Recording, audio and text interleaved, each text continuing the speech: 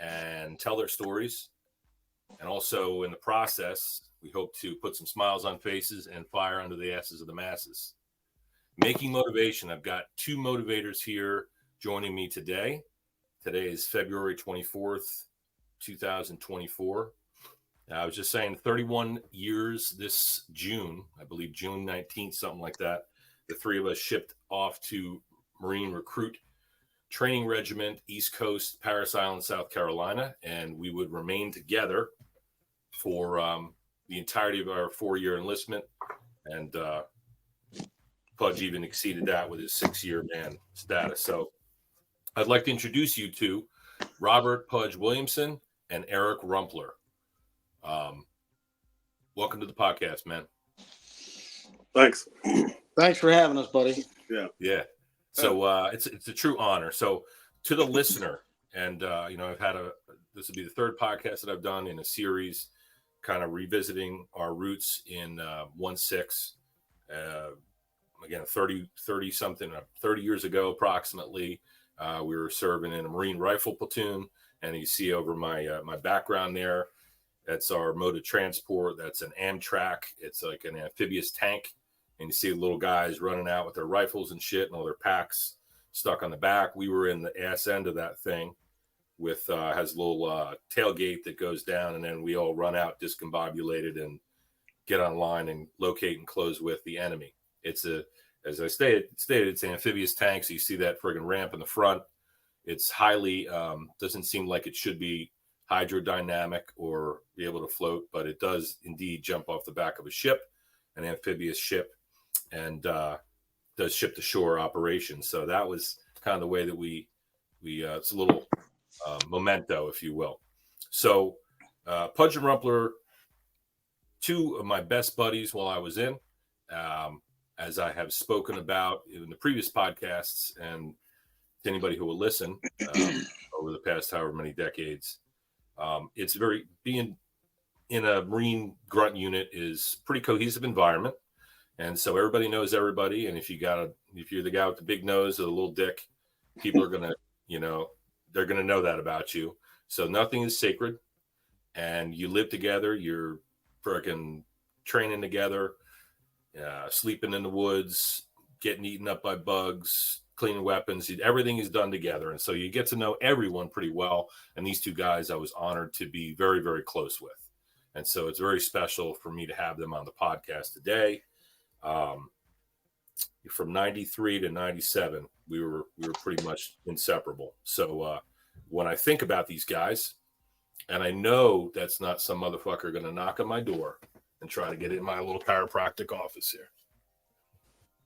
No, the coast is clear. So we will not be disturbed here. So very special to have you guys on the podcast, and I appreciate that. We're trying a new app called StreamYard, so we have video and audio, and we're trying to capture it all. So when we talk about making motivation, we have to revisit those early days of the Yellow Footprints and Platoon 2080. So what compelled you guys? What motivated you to join the military and specifically the Marine Corps? Rumpler, go. I don't know. I'll probably piggyback off of what Nunn and Oster said. Wasn't so much the movies, you guys know my old man was in. I think Pudge's dad was in, and I'm sure that was a big thing. Since I was 4 years old, Marines. That's all I knew, and that's pretty much it. I mean, that was my biggest decision. But of course, the movies too. When you back then, it was Marines. Like now it's SEALs. But back then it was the Marines. They were the ones. They were the unit. The branch that you wanted to join. So I think that was pretty much what my deciding factor was. Yeah, and you were also a pretty, as I recall, pretty prolific reader when it came to like Westerns and shit like that. So hero villain sort of stuff. You always seem to be pretty, into that sort of the storyline of, not that it compelled you to join, but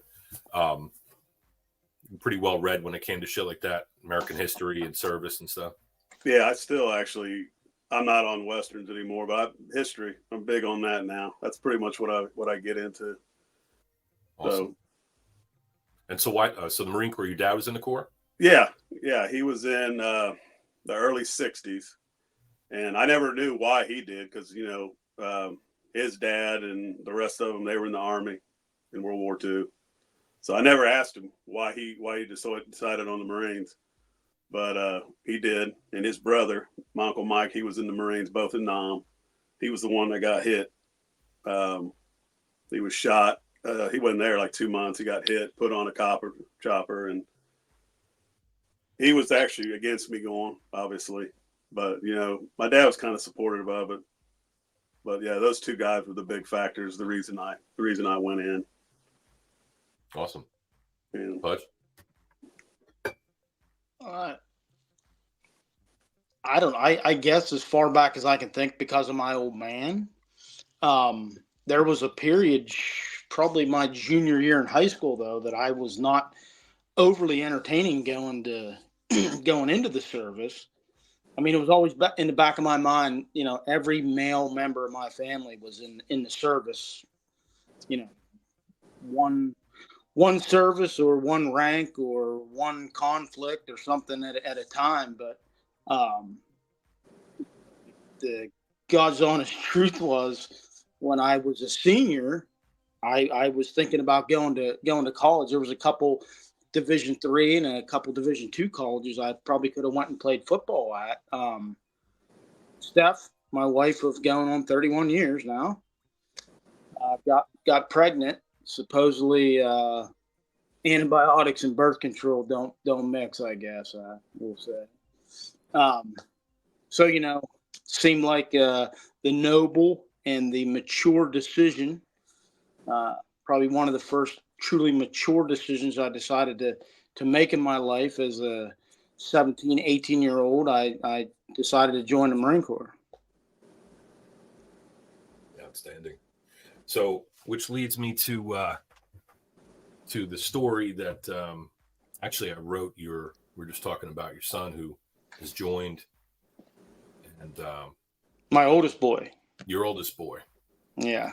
So while we were in platoons, the three of us served in, as I said, Parris Island, which is basically a swamp in South Carolina. To the listener, you can imagine heat, humidity, Spanish moss, sugar sand, bugs, a lot of screaming, a lot of power tripping, drill instructors, that iconic role. I think one of the, when we talked about this, you mentioned the cinematic portrayal, and I mentioned that in the previous podcast. I mentioned that because I listen to a lot of podcasts, and there's a lot of Spec Ops guys like Jocko, and there's another podcast called the Sean Ryan Show. He's like a former Green Beret CIA. Oh no, he's a SEAL CIA guy. Anyway, they all talk about some of these guys that were in like Delta Force and doing real high speed shit. They're all like, yeah, Rambo, Chuck Norris and all that stuff. It's hard to deny that how steeped, especially in the 80s, 90s, how that we were drilled with all that stuff. And so, Heartbreak Ridge, Sands of Iwo Jima, all these different storylines kind of like compel us to join. So anyway, one of them, a big one, was Full Metal Jacket, right? So the boot camp scene, and man, we're going to do that. I think that came out before we went in. I'm not sure, but I think it was 80. I think it was 87, 88. Something. Yeah, I was going to say late 80s movie. Yeah, I remember on ship when they were playing it, and everybody swore to God they weren't going to watch it. And every Berthenary had it on. Aaron, you're gone. Did we lose him? I think so. What the hell? Okay. Hey. We lost. You there?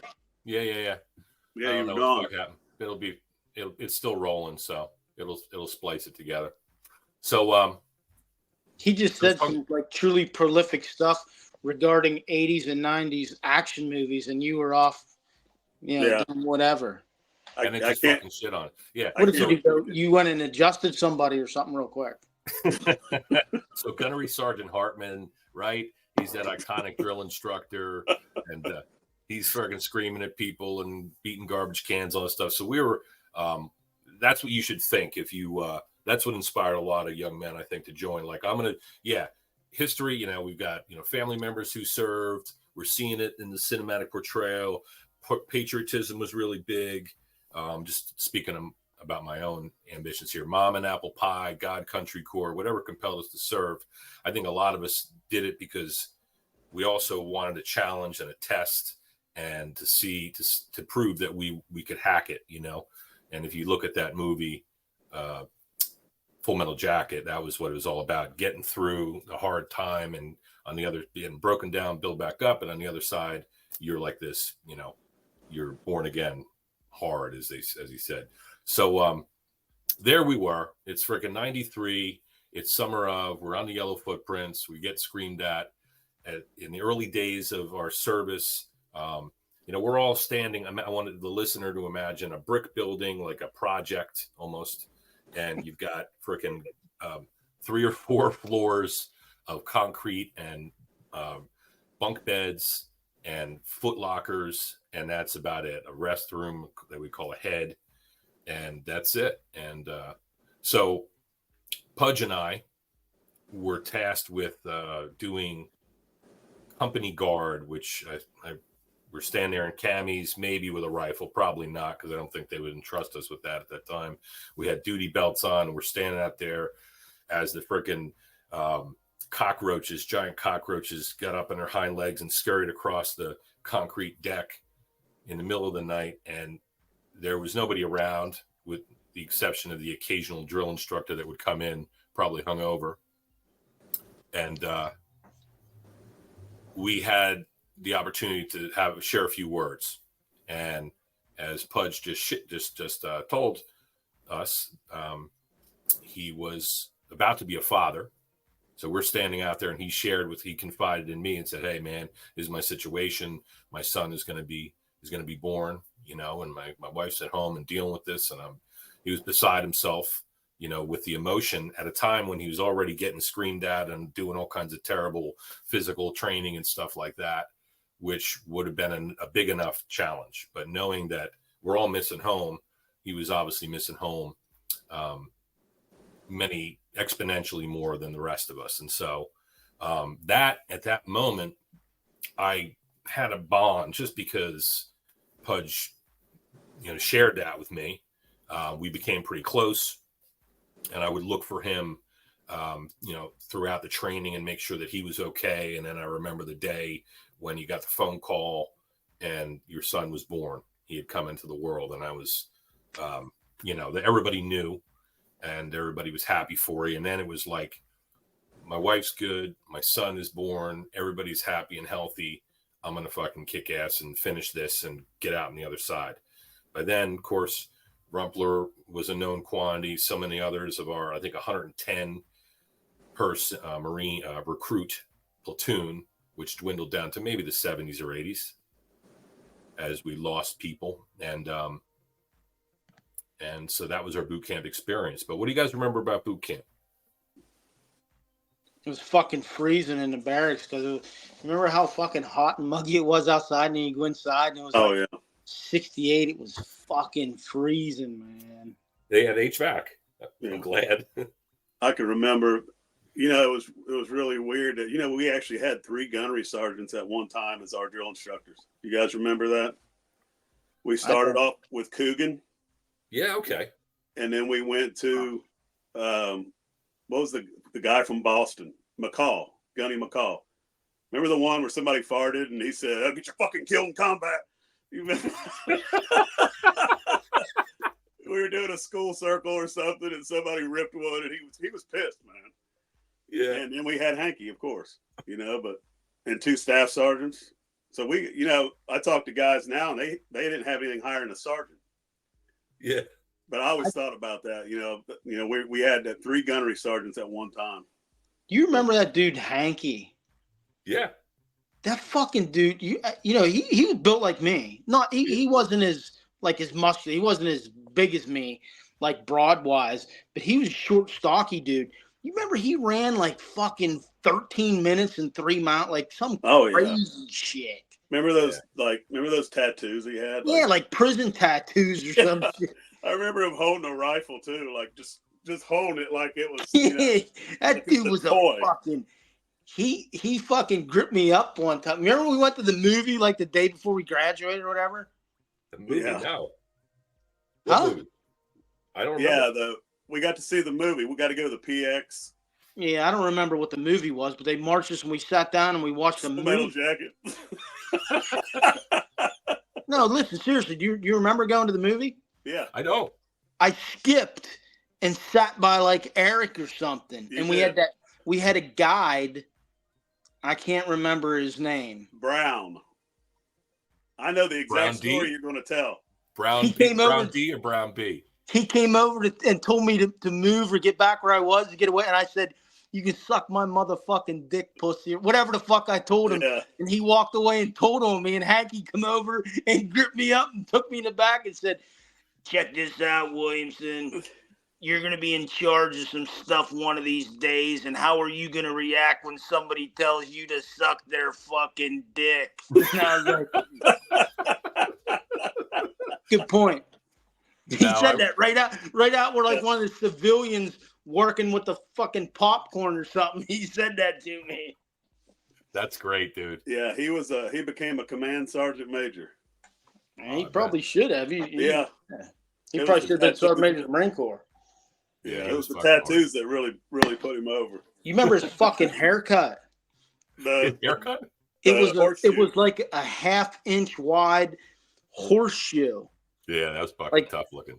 He had the most motivated high and tight flat top horseshoe that anybody's ever wore in their life. Yeah. Yeah, he was a special guy. No doubt. Yeah, no doubt.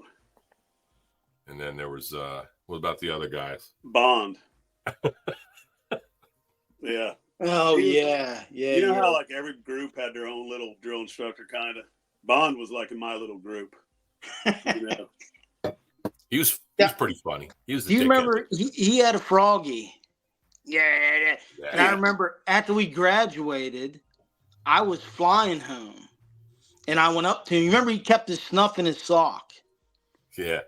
I went up to him and I said, "Hey, because you remember they told us like after you graduate, you're a Marine, you'll still call sir, but it was staff sergeant and all that shit." I went up to him and I asked him for a chew, and instead of talking like this, he goes, "Oh hey man, I can't. I don't have I didn't even have any on me." I was like, "What the fuck?" Yeah, he came by our group one time and he was looking at his stuff. He goes up to Hallman. I don't know if you guys remember Hallman. Yeah. Hey Hallman. He goes, "Hey Hallman, I hate you because you're stupid." Yeah. I remember. He goes up to Kristovich. He's like, "Hey Kristovich, I hate you because you're a smart ass." And he comes up to me and he's like, "Hey, Rumpler, I just fucking hate you." What the fuck did I do? I remember that shit. I remember they walk around and say that. I remember like 2 days that Aaron, you there? What's going on with this dude? I think he's giving a procto exam or I don't know. What does he have, a fucking track phone? Aaron.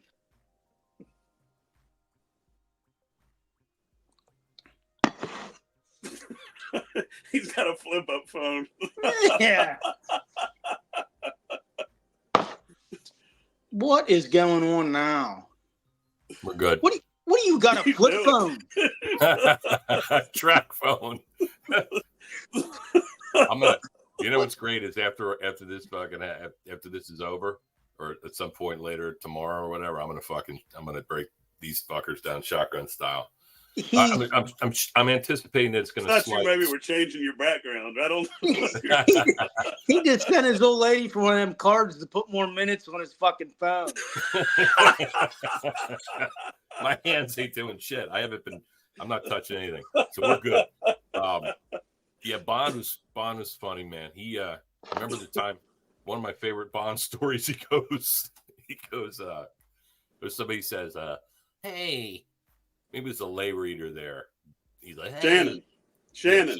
Recruit Shannon. Hello, Recruit Shannon. Staff Sergeant Bond, sir, I would like to know if the recruits can get the soundtrack for the Marines hymn and Anchors Away, and so we can practice responding to it for second phase testing. And he goes, what do you think? Walk around. Listen to that shit. I listen to fucking Metallica. I remember that. That was good, man. Fucking funny. Yeah, he was. Yeah, I remember when he told Shannon to hurry it up. He said, God will understand. Because he was wrong. God damn it, Shannon, hurry up. He knows.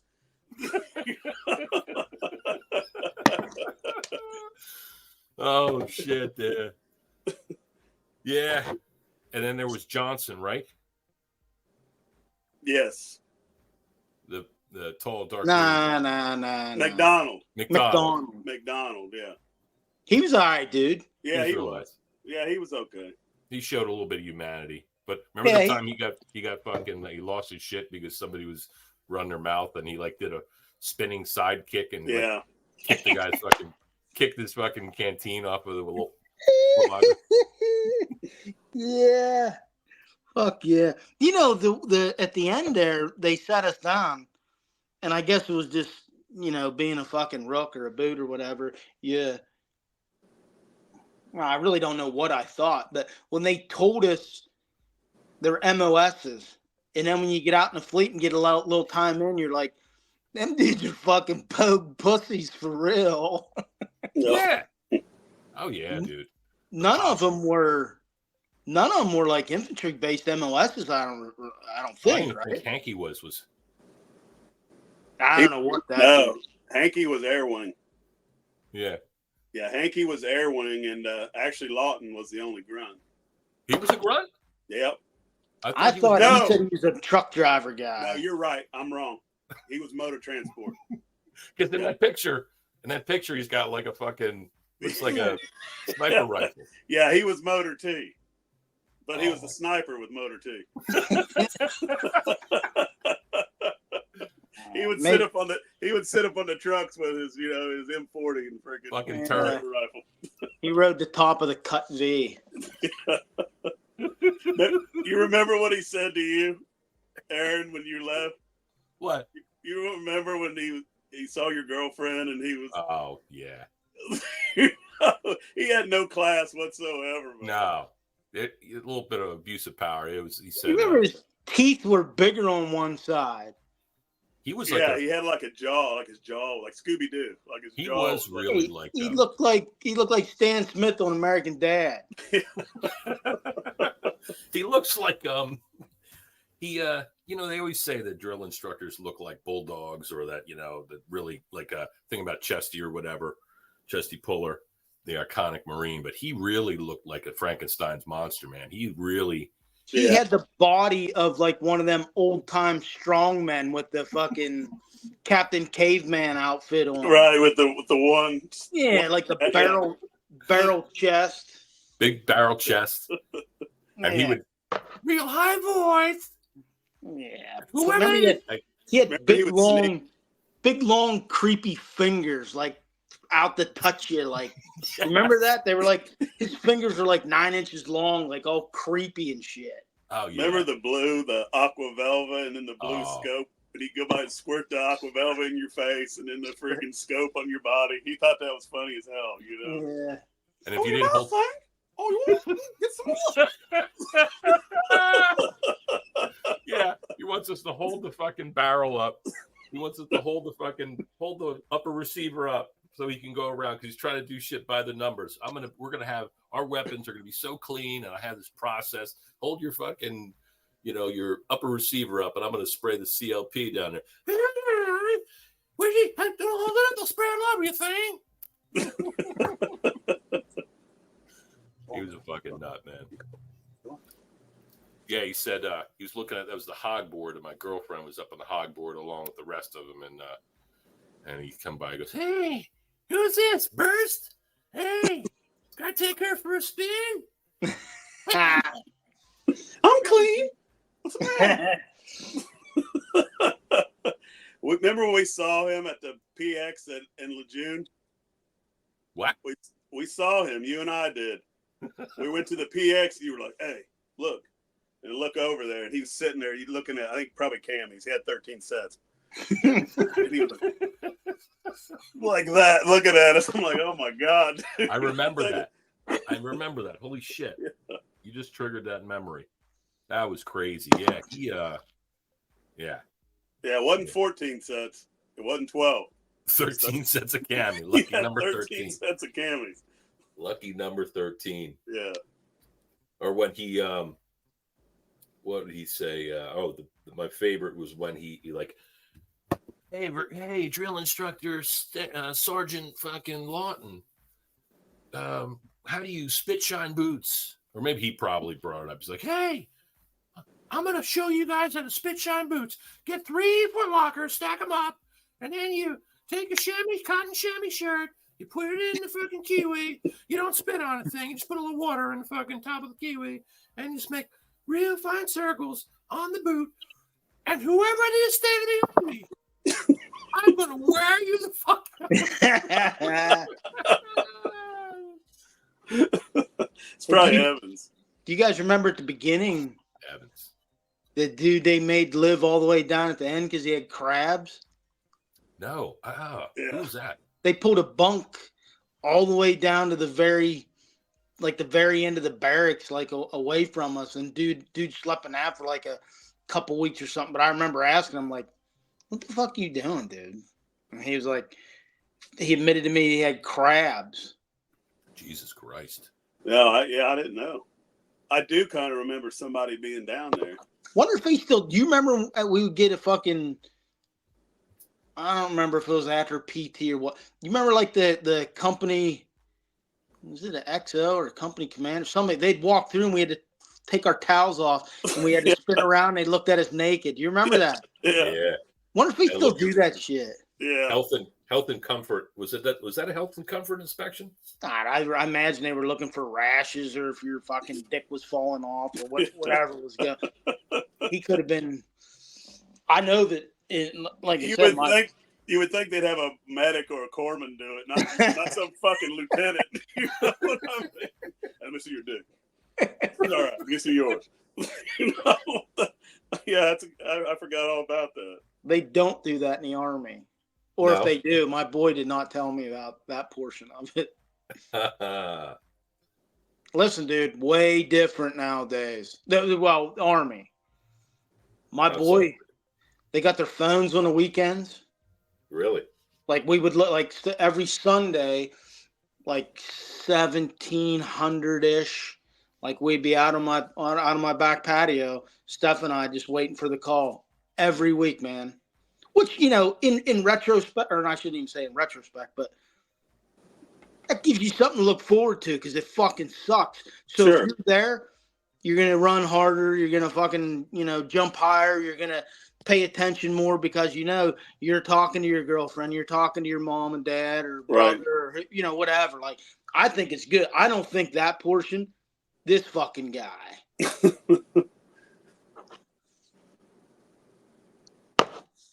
It was nice to look forward to that, though. Truly. Oh yeah, absolutely. I never understood that the meaning. We were isolated. What are you doing, dude? So you were saying fucking talk about. He acts like not one thing happened. Right, like we're just moving back on with the story. Even though I just disappeared for like 11 seconds and the screen was just you two. What were you saying now? You were saying. Now, what were you going to ask me? Pudge was saying that when you disappeared, that the phone, his boy gets to use the phone, and that would be something looking back to look forward to. And I was saying how isolated we were back then. We didn't get to use the phone. We got nothing. I got that one call, which I don't even know how it worked. There was no cell phone. It's not like Steph had a cell phone. I got the call there when she was in labor, so my mother's whoever got a hold of like the Red Cross or something to find out where and I ended up getting like the hospital room number. I got the call for like 5 minutes. Lance actually wasn't even born. I got to talk to Steph and that was it. Which, whatever, different times. Right. But, certainly as a parent, it was nice to look forward to. And, you know, you think of it this way. Lance is 30, so it's not a huge deal. If you're mom and dad of a 18-year-old and they've never been away, that's as big as culture shock on you as it is the kid. Yeah. So it was a big deal, man. Like that was nice. Not to talk about Army stuff, but. Well, yeah, I know. I'd say like a lot of people, like that, you know, people that you deal with, Aaron, that they probably don't know the extent of, you know, when the Marines in the 90s, how isolated we were. You know, we'd letters. You know, I can remember guys in the Air Force talking about using the pay phones, and even in the Army, I think they got to use pay phones on the weekends. We didn't at all. You know, letters. Yeah. That's it. That was one of the things that that I think about. You know, it's like they talk about old Corps. You know, back when we went in, it's like, well, before you guys showed up, we got to wear green jungles, and now we can only wear black. Or before you guys came, we used the M16A1 and whatever the fuck it was. We had no gear back then, you know, kind of like the Hickman sort of thing. Like, hey, y'all, before y'all got here, Copenhagen wasn't even a company. So yeah, 3 months ago when I got here, before you all did. So, you know, now it's friggin' 30 years later. I can only imagine. I mean, of course, every once in a while I'll run across somebody who's joined. They get a fucking email account now. Lance has like a federal email account. Yeah. Through their servers. Like, yeah. I guess way different, man. Oh yeah. I'm sure I can only imagine. You imagine the challenge it must be. Like, you're out on a field op with 1-6 today, and you know, motherfuckers are packing their phones in there. There's probably all kinds of NJPs about people bringing their phones out, you know, using unauthorized communications on ops and shit. Not ops, but training and things like that. Calling the roach coach in or whatever the fuck they're doing. Right. But yeah, it would make it nice. Not to be, you know, I had a pretty rough go of it. Like, I do not recommend anybody listening to your podcast thinking of joining the service, if they're young and they just had a kid and they're going to get engaged or something. Like, it is not that fun of a life, man. Like, I've fallen back on friends like you guys to get through it. But like, that shit held me back a lot. Like, back in the day, like if we'd have had cell phones, you know, you don't know if you're, you know, I think in life we've gotten to the point where you freaking text your kid in the next room. They're back in their bedroom and you're texting your kid. But, you know, you can be a million miles away, but as long as you can talk on the phone, like that was pretty nice comfort. I mean, just think about even when we got to like MCT and ITB and shit, like the lines for the pay phones, like that's a big deal, man. Yeah. Calling cards and pay phones. Calling cards, yeah. Call collect, or when you're overseas. I remember calling from Okie to some fucking war college thing in Pennsylvania, and it routed it from there to like Stephenham here in State College. So I would only get charged a long distance from. Isn't there a war college in Pennsylvania, like Lancaster or something? There is, yeah. Yeah.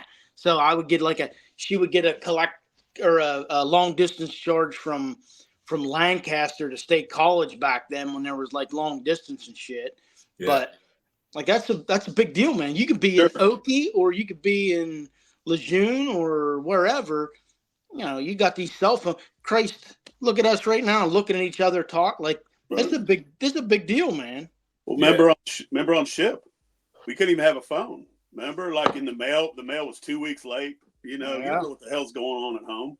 Yeah. Like I said, you know, if you got a young wife or a kid, you know, nowadays, you know, I'm sure the ships are all have iPads, computers, whatever, phones, cell phones. I mean, I their morale, you know, fleet wide or services period wide has to be much higher than ours was. But on the same side, we didn't know no different either. We didn't have, you know, if somebody would have told us back in 1993, 94, you know, someday you dickweeds are going to be sitting there looking at a miniature computer screen talking to each other. You'd be like, what the fuck are you talking about? Yeah.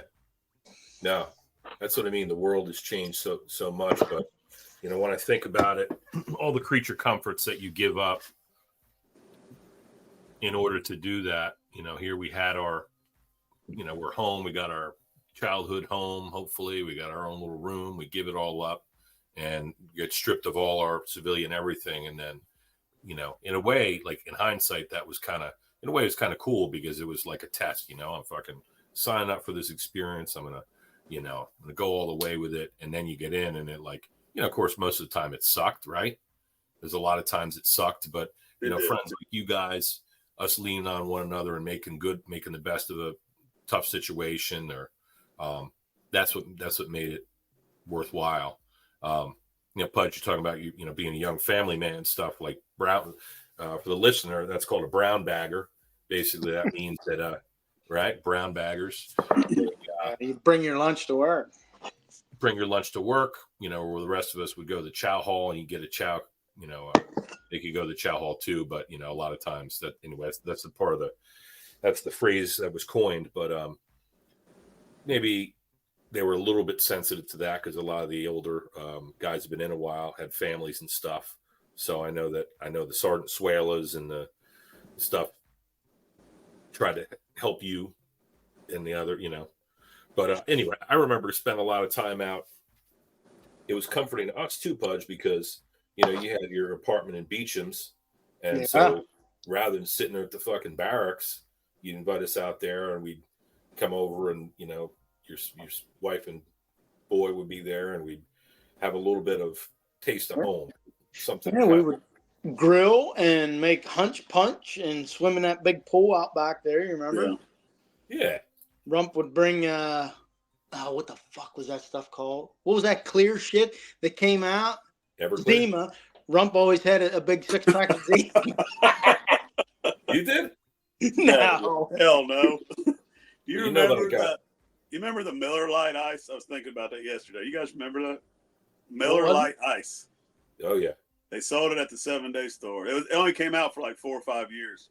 I was just thinking about that the other day. I don't remember that. I remember that shit called. Remember everybody was buying. It was good with that. None and none.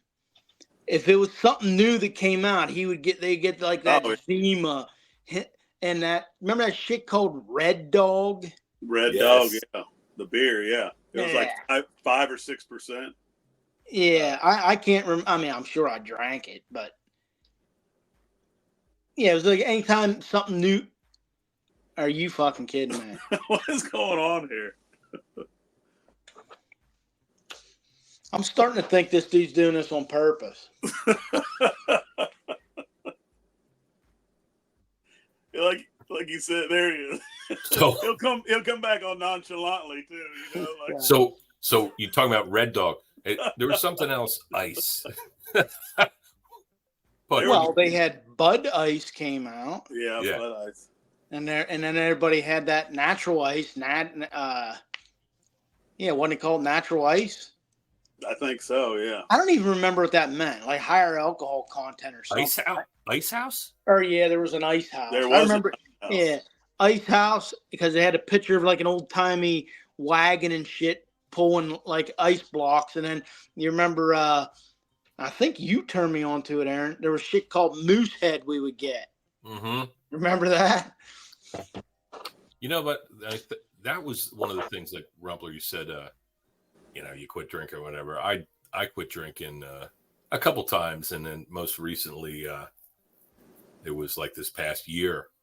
I haven't really, I'll have a beer or something if I go out for dinner, but I've been kind of on a health kick myself. But it's a good thing. But when I think one of the things that made it hard to part ways with that was like all of the richness of the memories.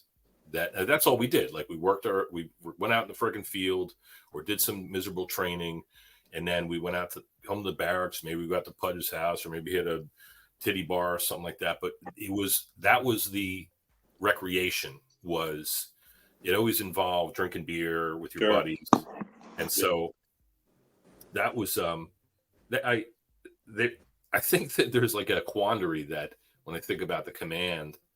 That challenge that must pose, because here you've got these young testosterone-filled men who are not risk averse. You know, they want to fucking test themselves. They want to fight. They want to, you know, measure themselves up to one another.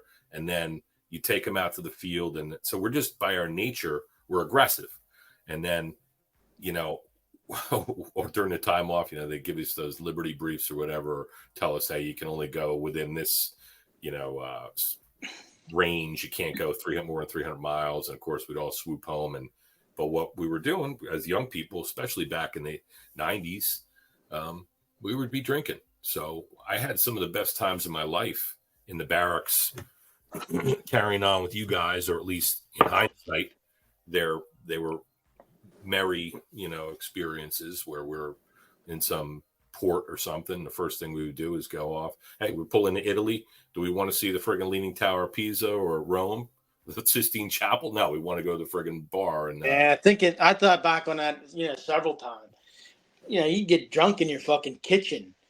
Like some of the places we went and some of the shit we've seen, which we still did see it.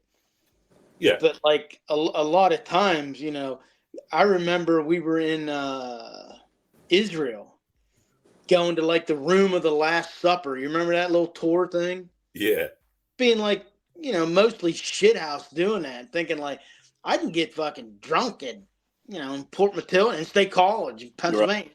Well, why am I bothered? But, you know, we still did it. I could not manage a lifestyle like that today. That close down the marina at 2 a.m., get back and go to sleep and get up and run fucking 3-4 miles at 6:30 in the morning or something.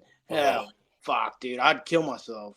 You remember they had beer hooches everywhere. Remember we'd get off ship in a port and they'd have a beer hooch set up. It was like 50 cents a beer. Yeah. Italy had one. CAX. Remember CAX? They had the beer tent. CAX had the beer tent, yeah. Yeah.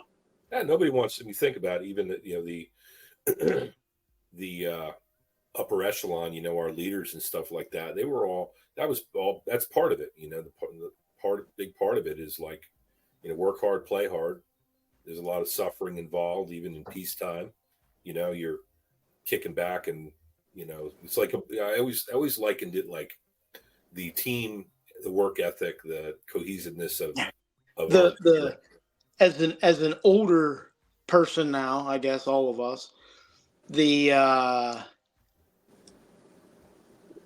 level of trust or the blind eye at the beginning that they turn to it, like trusting us to be adults. Like if you remember correctly, and maybe this is fuzzy to me, but when we first went in the Marine Corps on base at a function, it was legal for us to drink underage. You just remember that? And it would be provided to us. And that fucking, you remember that dude named Kirkendall? Yeah, Kirkendall, yeah. He left a company party and like plowed into like somebody's car or something in their driveway. And there was no more alcohol at like functions that we had. Like, you remember? Now, I don't, maybe my memory of that is incorrect as in so much as it was just like Yunza Marines, there's beer here. We're having like a company-wide cookout or something. Nobody's going to check your ID. But it was my understanding that like you were pretty much allowed there in the beer garden, the quad, to drink underage as a Marine. But then like he kind of fucked it up because we quit doing that shit after that, if you remember. Yeah, or I might be wrong. No, you're right. I can't remember exactly what he did. He had like a white junk ass like Camaro or something that you would picture a dude from Alabama driving in the 90s, and he like left with it and wrecked into like had like an accident or something. Yeah. I don't know if it was DUI or if he got out of that or it was something alcohol related, and he was underage like the rest of us, and then it was like no more. I think I remember that place. It was that was when we were by H Street there, and it was down that we gathered somewhere down towards that marina, like when you're going out the other. I do remember some sort of company party like that. You know, I don't remember I mean, I remember a couple years ago, like 2020, COVID, height of COVID. Steph and I went to Emerald Isle for a week, and when my dad got sick, my dad worked for Hanover Foods like 41 years, has a stroke. He had a whole shit ton of leave. Anyway, long story short, his leave starts running out. I go to the VA.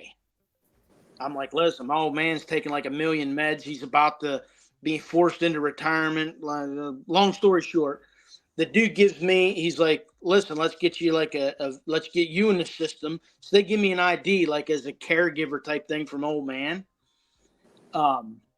Anyhow, I say that to say that got me on base. When Steph and I were at Emerald, I was like, yeah, fuck it. Let's take a ride to Lejeune just to see. So you show that. Like, you remember them little colored stickers and stuff? Blue and was officer and red and green and shit like that. Yeah. Yeah. You used to remember the time you saluted the boot lady? There's none of that shit anymore. You like stop and you show them like your ID. Okay. And anyway, so that got us on, and we went to like the PX and shit. Took a little ride around base. You wouldn't even fucking recognize it, man. Like, you remember the first place we went to when you go on Lejeune? What's that called? Holcomb Boulevard, whatever the Lejeune Boulevard, maybe. Yeah, the main. Yeah, the main road going straight out in the main gate. You go up to the roundabout, and we went to the right down past the movie theater and the gym and stuff. Mm-hmm. That was where our first barracks was. Yes. It's not even there anymore. It's like completely gone. Really? And then we came back. I think Oster pointed out when we came back from float, we moved in the other side of to the left. We would have went to the left at the roundabout. Yeah. That shit's not there either. No. Now they're building a bunch of stuff, but all that stuff's knocked down. I was trying to find where that was. Like rode back in some side roads and stuff just to see where our old barracks was, if I could remember. This fucking guy. Yeah, we weren't there long. At the original one, the first one. No, I mean, I guess we got there in like December, January, something. Yeah, I remember it was cold. I remember the first day we got there, we went on a company run. Like, as soon as we were there, it was Captain Wells. Snowed a little bit. Yeah, Captain Wells. That was the first time a lot of people had ever seen snow or something. And I remember that's the first time Hickman shit had to stop and shit on a run. Yeah. I'm sure that was the first time we seen it. I'm sure it's not the first time. Can you hear us when you go dark? No. Yeah. It does this thing. It says something memory, but I know that can't fucking. Maybe this is the breaks of like a free. Well, no, you said you pay. I'm paying for this shit. Yeah. So I'm sure it's still recording. So I'm sure it's splicing everything together. And again, I have this backup. Well, if this turns out like shit, I don't mind talking to you fuckers, so we can do it again. Exactly. Do you remember the stump when we first got it? Yeah. You know what? I actually was thinking that wasn't a bad thing. Instead of writing a guy, a young Marine, up for doing something stupid, make him go out and hit the stump for an hour. I mean, all it's going to do is benefit him. Hey, do you remember your rodeo buddy that got you talking? What was his name? Snyder. He's a little skinny dude. Yeah. He lived like he was from like super close. Like Burgaw. He could have lived at home. Burgaw. Yeah. He was from Burgaw. Yeah. Yeah, he was cool, dude. I was telling Pudge when you went on your break that remember when we got to those first barracks in Captain Wells, we went on that run. It was in the snow. It was the first one. I mean, we weren't there. It was either the very next morning or right that day. And that's the first time Hickman had to stop and shit. Remember, he came back with one sock. I'm looking. He's got one sock on. I'm like, what the fuck? This is my team leader. Really? Yeah, that was pretty crazy, man. That's the sort of shit that that was pretty cool. I mean, it sucked during it, but I mean, and there were a lot of guys at the BAS. I remember a lot of guys limping over to BAS, and remember we had those like off-white kind of like gray, maybe sweatsuits we were wearing and friggin' hauling ass. Of course, maybe we had those from boot camp. Maybe they're general issue, but He anyway. still has the sweatshirt on. No, I got it. What are you talking about? I got the pants on now. Yeah, I wear this every day. What was the gunnery sergeant's name that passed out drunk in the parking lot? The black dude. Who? The black dude, Cobb's buddy. Our first company gunny. Oh.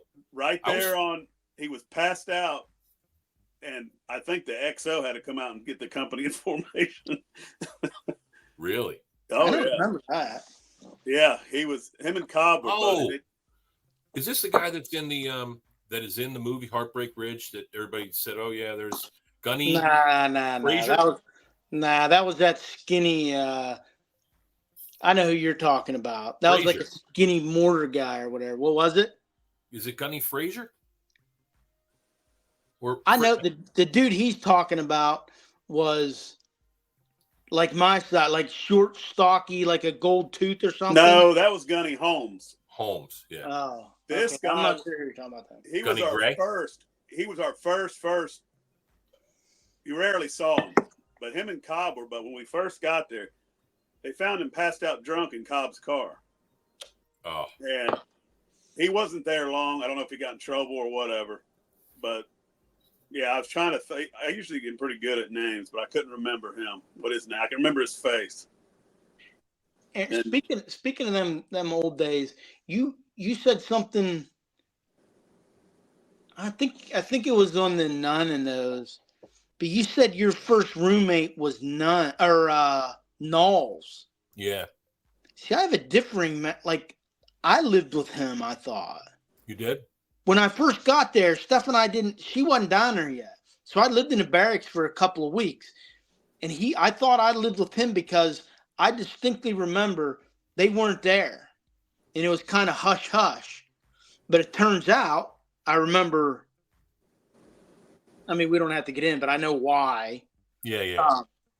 But I remember living with him because I remember we went and did like the O course and like a big run or something. I remember going back when he was back.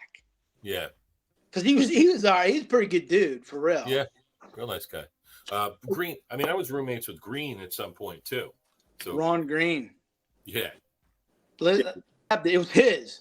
I didn't give a fuck. I grabbed it, ripped the top off, and I was like, and he said, "Yeah, you goofy cracker motherfucker. Gin and juice was what was in it." We were all tired and sweaty, and I was freaking thirsting to death. I took a big ass chug of gin and juice. Remember Jeter? Who? Jeter. Corporal Jeter. He was pretty cool. Yeah, big guy, big weapon dude. Like he's like a machine gunner or something like that. Yeah, machine gun section leader. Yeah, I remember he'd always give Hickman hell, man. He's pretty good. And I love Hickman. But Hickman was always involved. Hickman was always the guy that was spreading the rumors and and he did. I remember him going up to Hickman after a run. Said, "Hey Hickman, I seen you on that run to the rear."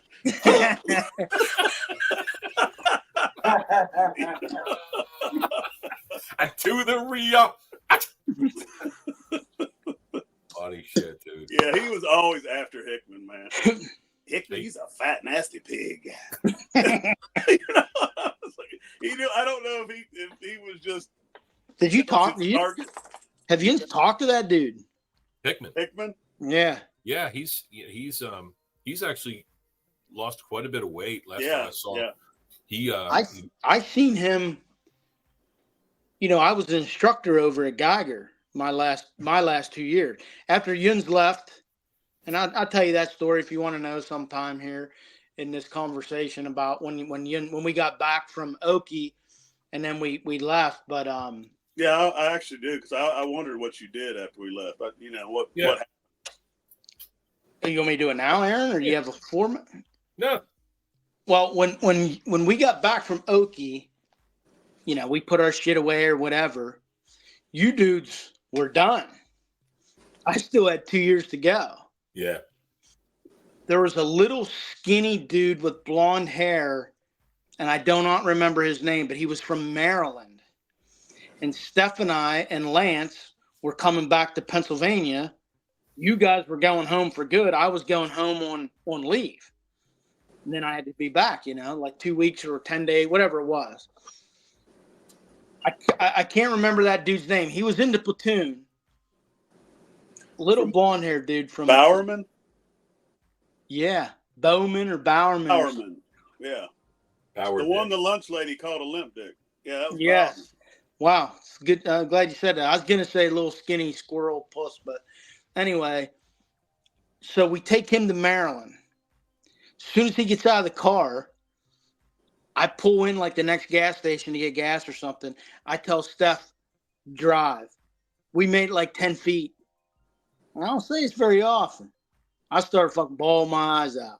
I bawled from like Maryland to PA because I knew I wasn't going to see you motherfuckers, again, at least not in the same capacity. Yeah. But anyway, so came home on leave, get back down, and it was me, Presley, and a dude named Spellhog or something like that. Bellhog, yeah. Were they like the 6 year? This fucking guy.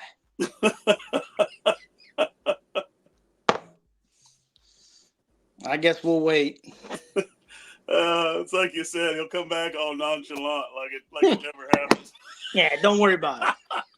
Anyway, was Eric, like I was saying, that's how I won the Medal of Honor. What now? The second time. My second Medal of Honor. So anyway, I came back and it was the three of us. Now there was still dudes like you were saying, like that Cross dude and some of the younger guys who were still there, but nobody like us that had been together that long. And Chara was there, right? Chara was there for a minute, but he like if Yuns got out in June, Chara and Skinner was there. Yeah. They got out maybe later that year, 97, or maybe the beginning of 98, like not much after you guys. Right. So anyway, the three of us get orders to SOI, which is either so we get over there and check in, and the dude says, I didn't have a vehicle. Steph had the vehicle at home, so I was getting rides from them guys. And they said, I need 2 of you for MCT and 1 of you for ITB. And I said, I looked it down. I said, listen, I don't have a vehicle, so I'm going to have to do didn't know anything about it. So I'm going to have to do the MCT thing because Yins are going to be taking me around to check in and get my shit and move wherever. So Spellhog and Presley flipped the coin to see who would do MCT. Spellhog won. So him and I went to MCT and Presley went to be an instructor at ITB, which is much harder gig for real. So I check into Echo Company, and Aaron, you talked to Forsman about this. Our level of knowledge, say what you will about him, and I have my own opinions, was a relatively knowledgeable dude, at least compared to what we were used to at the beginning. Absolutely. You did know what you were doing. Yeah. You did know, little tricks of the trade, I guess, so to speak. Field expedient antennas, and you knew this not just basics. You knew more. So I get there, and I'm like a freaking hammer to these people, and it's almost like a draft. Like you go around and you meet the companies and stuff, and each of them needed a person or something, and then I don't know how they end up picking you or where you go or something, but anyway, I end up going to Echo Company, and it was pretty sweet, man. It was 17 days on, 10 days off, not leave. You just got it off. So you would pick up a class, train for 17 days straight, culminating with like a 2.5, 3 day Finex humpback, clean the shit, put it away, and then graduate. And then you graduated on a Friday. You weren't due back for 2 Mondays. Like, it was pretty fucking sweet gig, man. So I did that. When I left there, I had like the most classes. I was like the most senior person at the time. One thing that really stood out over there, as far as my knowledge went for the stuff you were trying to instill, that's all non-infantry based MOSs. And when I went there in, I don't know what month I got there in 97, July, August, it was on their second class of females. They started putting female Marines through there. Huh. Yeah, because we did both, right? Remember, we had to do both. That changed. If you're infantry based now, you did not go through that. You just went straight to ITB. But anyway, the instructors themselves, they called them squad leaders, and you had a platoon sergeant. You didn't have guides, were like the privates and the PFCs and shit. They were the guides. It wasn't set up like a fleet platoon. But anyway, they were basically non-infantry too. A lot of like MPs and Motor T, and it was almost treated. It wasn't at the time a B billet, but it was almost treated like a B billet. So if you were a 6-year enlistment, or however the chips ended up falling, you could go over there as an MP and admin, artillery. Like, they didn't, and you're trying to teach the basics of stuff. And I knew, like, I seen you could clearly see, like, there was a female, and she was teaching a class, and she had the bolt to the rear. It was just switching over. You guys remember the M60 when we first went in? Mm-hmm. It switched over to the 240 Golf back then, whatever the hell it is now. But she was teaching a class with a 240, and the reason they changed, I don't know if you remember, the M60 broke down into like 13 different groups when you're cleaning it and taking it apart and shit like that. Well, that M240 Golf was like 5 big parts. Like, it was simple. But she had to bolt to the rear, and I was walking around because at the time I was a platoon commander as a sergeant, and I was thinking, like, man, first of all, I'll be surprised if she can get it up over, you know what I mean, with the tension on a big spring like that. Yeah. Second of all, if she does get it up over there, this ought to be fucking interesting. But that was just like, when I went to, those are the things that I knew. Like, we knew that kind of stuff going in, and these people didn't. So it was a good gig, man. You got to pass on a lot of knowledge. I'll say unnecessary, I guess, but I don't know whether or not any of those young Marines ended up using any of that knowledge, but it was nice to be able to pass that on. Sure. Because we were trained up pretty good, truthfully, for a line company. Yeah. Now, did you get orders, or did you request? We got orders. Really? So you didn't have it. There was no choice in it. I wonder why. You didn't, stay in there as like a platoon sergeant with 1-6 or something. I'm not sure, but I mean, truth be told, like, I'm glad. Like, no doubt. I had enough of. When I was at MCT, I went to a course they taught a course for the weapons instructors. So there was a separate group of individuals that were in like weapons company. As far as instructors go, they taught like the heavy guns, the 50 Mark 19. You get they got to throw a grenade. Yeah, funny story. There was a staff sergeant over there. All the privates are sitting around, and we're talking like 400. These platoons were 100 a pop, and there's 4 platoons. Throws a fucking live grenade in the classroom. Oh man. Didn't hurt anybody. It was actually, when you demonstrate like a shit throw, and with the blue ones with this the blasting cap in there, and it's the pop. Thank God it wasn't one where he just like dropped it and it killed himself and some of them other, Marines sitting there. It was actually when he was doing the actual demonstration and throwing it, but he threw it. He ended up getting relieved and booted out of there. But anyway, I went to this course because the weapons dudes, they're pretty good. Like they lift weights all the time. They were like, it was a pretty good group of dudes. I used to hang out with them.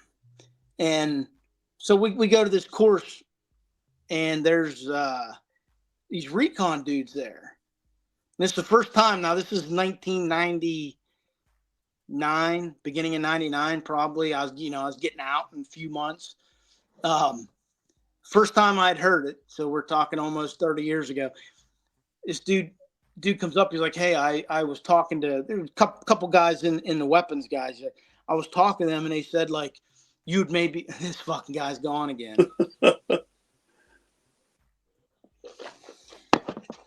I wonder if it's really him. I wonder if it's like what's it, AI?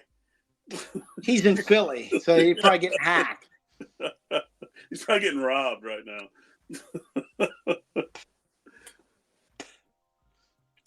Terrible. Well, that was where Whitehurst was. That's where he was at, right? Yeah, exactly. I went and found him. So that's how I said, that's how I won my third Medal of Honor.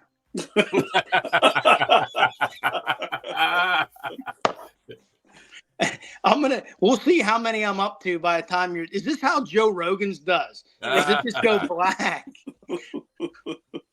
Is that what happens? It goes black?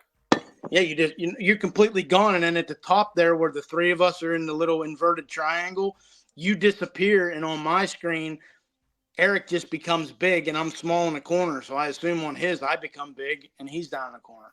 Yeah. You completely disappear. That's strange. Now you are completely big, and now you're back to regular. Yeah, I'm fucking around with it now. So anyway, the dude tells me, he said this. He's a staff sergeant in recon. He comes up, he's like, "Listen, I heard you're a good dude. I heard you didn't make your mind up if you're getting out of the Marine Corps, you're staying in." Which I wasn't sure at the time where he had heard that because I was pretty certain I was getting out. But anyway, he's like, "Listen, we're going to have some tryouts."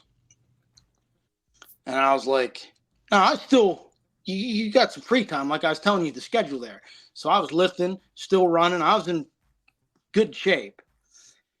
Matter of fact, we went to do swim qual. And you remember when we did swim qual in the fleet, you get that S3.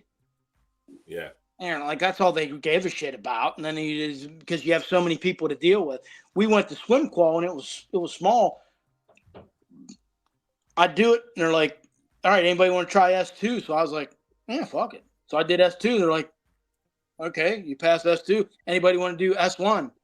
So I'm like, yeah, fuck, I guess that was my day. Like at the pool at 7:00, 7:30 in the morning or something. And when you were done with swim qual, you were free to go do whatever you wanted. It was like your training day. So I was like, fuck, let me see what I can do. Because we never had the opportunity to really do that. No. Yeah. So I get to S1. I pass it, which actually was pretty cool. You do like a water rescue and stuff. But anyhow, so the one dude's like, do you want the next thing after S1 is you try out for, if you can pass what, I don't want to say course, but pass the events, it qualifies you to go to a MCWIC course, like Marine Corps Instructor of Water Survival or something like that. Yeah. So I was like, yeah, fuck it, I'll try it. I passed it, right? But again, this was 6-8 months before I got out. So like I did not pursue trying to go do that. But anyway, so this recon dude tells me, yeah, I hear about. So I'm like, all right, yeah, I'll think about coming out there and trying out. And he says, at this time, this is the first time I'd ever heard this. He leaves, he comes back to me and looked at me and said, hey, and he just called me Will. He said, hey, Will, I'm from Missouri. And then he walked away, right? And I'm like, what the fuck does that mean? You know what that means? Show me state. Yeah, he's like I had asked around down there because I had never heard that before. He walked 10, 15 feet away from me, came right back, like got right up my face, like, I'm from Missouri. And then he just I was like, at the time, I remember thinking, like, I don't give a fuck where this dude's from. I had no clue what that meant until I don't know if it was maybe I asked around there or later, after I was like, oh, you better show me, like, show me state. So I did not go do it. Like, that's what I was saying to you in the beginning when we started talking about, I wouldn't recommend, I had a rough go of it, man. Like, Lance was back starting school. I was married. I was, I always felt, and I've always regretted maybe not trying more. Not that I would ever change anything else in my life. I'm not saying that. But I've always regretted to this day, and I'll be 50 years old, out for 30 years or 25 years. I've always regretted not at least taking a whack at something, but I was always too, afraid. I just didn't want to be away. Like, I remember coming back from Okie and going to Lance, like reaching out for Lance, and he looked at me like, who the fuck is this dude? Yeah. Like, I was like, I didn't have it in me, but to this day, I regret like not trying to. And that's one of the reasons, I talked at length to my oldest boy when he went in the Army. I said, do whatever you want to do, man. I don't care if you're, and his reasons for going in are his reasons, and he always wanted to do it. And he was going to go in the Marine Corps, but he was too old. I think he told me it's like 23 or something as an officer and 26 is enlisted or something. Lance was 30, so he couldn't go in the Marine Corps, but he's always wanted to do it. So I told him, like, listen, dude, you're single, no kids, no ties. Like, if you think, don't leave fucking shit on the table, man. Right. Like, so that's why he joined what he joined, and he's in the selection course right now. So we'll see. But, like, take a fucking whack at it, man. I've always regretted that I know I could have did more or been better or achieved more, but it was, and saying that makes me feel like I'm saying they held me back, which they didn't. But it was fucking tough, man. Like, that was rough. Yeah. Never got easier. Aaron was telling me about Stone. You remember Stone? Yeah, little Ohio guy, glasses. Yeah, I used to wrestle him. He, I didn't know this, man, but he actually went to embassy duty. He extended for 2 years. I didn't know you could do that. And he extended for 2 years, and I think he went to, was it Argentina, Aaron, or somewhere? Yeah, South America. Did you guys know you could do that? I didn't know. But I'm the same way. I always thought, like, I felt when you fuckers left, I felt like I was involuntarily extended for 2 years. I wasn't looking for any more. But I always thought, looking back now, that'd be cool to do for 2 years. You know what I mean? Like, go do something, go to, like, I wouldn't have done it, but just thinking about it, like, I'm the same way. Like, could there have been other stuff I did, took advantage of stuff, when I was young and, looking back. But yeah, I mean, I didn't know anything about any of that stuff. It's just like when we joined, did you guys know there was all these different MOSs in the Marines? Fuck no. I tell people that story. I've told people that story for years. Like, I thought when you went in, you got like a sword and a fucking a pistol and everything, like in the picture. You didn't get a sword? There, You didn't get a sword? I stole one from Chara. He had it underneath that alligator cage in his fucking room. But yeah, like, I remember when we got out and about, and like we were somewhere, and Aaron, it might have been me and you or something. We talked to this kid eating chow, and he told us he was a war planner. So do you remember that? No. Maybe I was in, maybe it was when I was there, but yeah, exactly. Like, I had no idea there was such thing as a meteorologist in the Marine Corps or something. I thought when you went in the Marine Corps, you look out the motherfucking window and see if it's raining. That's your meteorological fucking experience. Right. You're going outside no matter what. Who cares what the weather is? Yeah, I thought there was a cook and a grunt. Yeah, exactly. You want to be a cook? You want to be a grunt? Then there's water purification guys. There's NBC guys. There's all these different. There's like 100 MOSs on there. Yeah. I didn't know any of this stuff. See, that's the thing, man. And a little commentary on you mentioned before, Pudge. I didn't mean to make a commentary that we were like that we were didn't know our basic skills. We certainly did. It just No. I didn't mean to portray it as that either. This guy.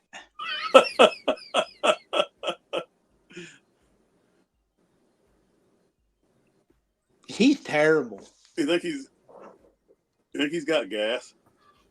here I am. So my fifth Navy Cross. I was there when you got that. Remember? Right, I remember. You carried me on your shoulder through that machine gun fire. You were still on fire. I remember that. You put me out first, and then carried me all the way to the chopper. Yeah. Oh my God. So I feel like we definitely got decent training, and our leadership was pretty good. And I just feel like you're saying. Are you talking after the fact or at the beginning? No, I mean, obviously when we're boots, we show up, Yeah. So what Pudge is saying, Pudge is talking about the different levels of training. So there's boot camp, and then you get out of that, and everybody goes to Marine combat training, regardless of your job. And then there's a school of infantry or infantry training battalion, which is where you learn all your specific skills for, being a grunt, being an infantryman. And so we got some good training there, and then we got out to the fleet. It was like you're doing your job, and you have no rank, so just listen to your leaders. And our leaders are pretty good, but there was nobody ever sat us down like you hear about Burns going over the career planner or some shit like that. Nobody made it. Wasn't common knowledge that, like, if you want to take a in-doc. Let's say, remember we went on float and they're like, hey, Force Recon is going to have an in-doc on when we pull into Rhoda or something like that. You heard something like that. But nobody from the command ever said, like, hey, anybody want to try this, or who wants to go to school, or we're going to do continuing education. I mean, right. They didn't encourage us. Right. You're right. Yeah. And so, I mean, I got the squad leader school and that close combat instructor school, and that was more than most, I think. And it was kind of fucked up. Like, So like when Forsman got there, I feel like he came with some things that, some knowledge, and more importantly, like a pride in your personal knowledge and understanding of your field craft.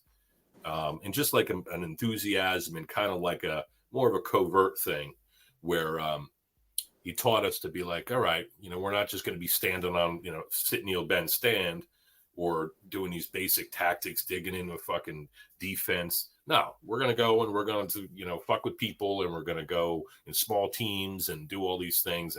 And that, I think when guys, even if they didn't, not everybody liked him, not everybody liked anybody, but even if they weren't so inclined, I think they felt cool when we went out to the field and he showed us how to really do an ambush, and a couple little, like you said, a field expedient antenna, or, I remember he phrased the ambush as, what do you call it?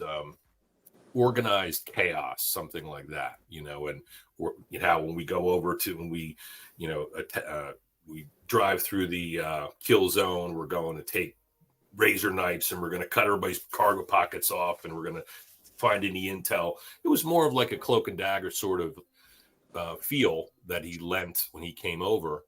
And so that's all I was saying. But, you hear about shit like Mickwicks or, I have some friends who did the battalion reconnaissance. It was a whole nother ballgame. I mean, they hated it too, but at least they did some things like, now I'm going to SEER school. And then you're going to, when you get back from that, you're going to jump school. And then you're doing this and other thing. It was more of like, okay, I feel like I'm really doing this. Whereas us, I feel like we got fucked with a lot in the rear. And when you're a non-rated, it just sucks. And, a lot of the games, I mean, thankfully we didn't stand for too many inspections, but, so I would not have wanted to go to like, barracks duty or, Marine security guard duty for that reason, but I could have gotten Eighth and I or whatever. But like who was it? Like Dilbeck came back from that, right? He did that, and he was like, "Oh, we learned all these weapon systems. I had our armory, we had shotguns, and we did all this training." And yeah, he was in Sri Lanka. Yeah, they would come to us, and there was a professionalism that they had, and then they got dumped into the grunts, and they're like, "Oh, this is fucking." Yeah, this kind of sucks comparatively. Like they have all this, like I don't know, it's just a different thing. We wouldn't know because we never really had an opportunity to do it. Just that's a thing. Maybe if the Corps did a little bit more of if they made it known, like there were other opportunities, because most guys are like 4 years sucks. Maybe I made a little bit of rank if I kept my nose clean, and did my job well. But by the time you're getting that reenlistment comes around, most people are like, "Fuck it, I'm getting out." Or Right. I'm not getting out, but I'm going to extend and do this. Oh, that's what I was about to tell you. When I was an instructor at MCT, I don't have a clue how I don't remember the memory on how I knew it, but I go to back then Geiger was split, like where we went to ITB and stuff like us. Like that was like the MCT side as well. And then on the other side, there was a separate gate you could go in, the air station side. Right. I remember Hickman, that. he worked over there. Like I had found out he worked there. I was like, what the fuck? So I go over. They were getting ready to pump out. He was like an air wing unit or something like that. He had re-enlisted. So what, did he retire in the Marine Corps or something? I don't believe so, bro. Oh, so shit. he did it. He'll be back. Ha. Glad it's not just me. So, no, I don't believe he did retire in the Marine Corps. He's out. I don't know what he's doing now. I know he lives in Texas still, and he does a lot of fishing. And he came for the Marine Corps birthday. He came for the Marine Corps birthday one year, and it was nice to see him there.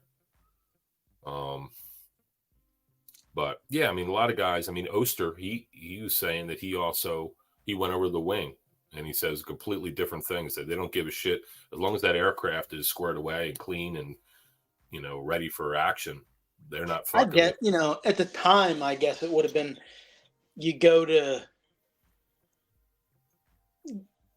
and see other MOSs or other players. I hope he can come back. Yeah, I'm looking.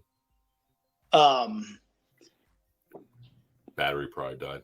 I don't know that I would want to do anything any different. Like, I would have wanted to maybe do something harder, but like just to go somewhere. And at the time, it would have been different. Like if they had told me at the time, like, hey, listen, you can get down here and be working motor T Monday through Friday, and you don't pump out. I'd be like, fuck. Are you guys there?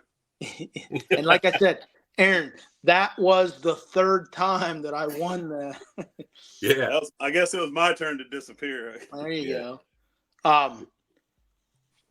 I don't know that I would have just wanted to go somewhere and sit on my nuts. You know what I mean?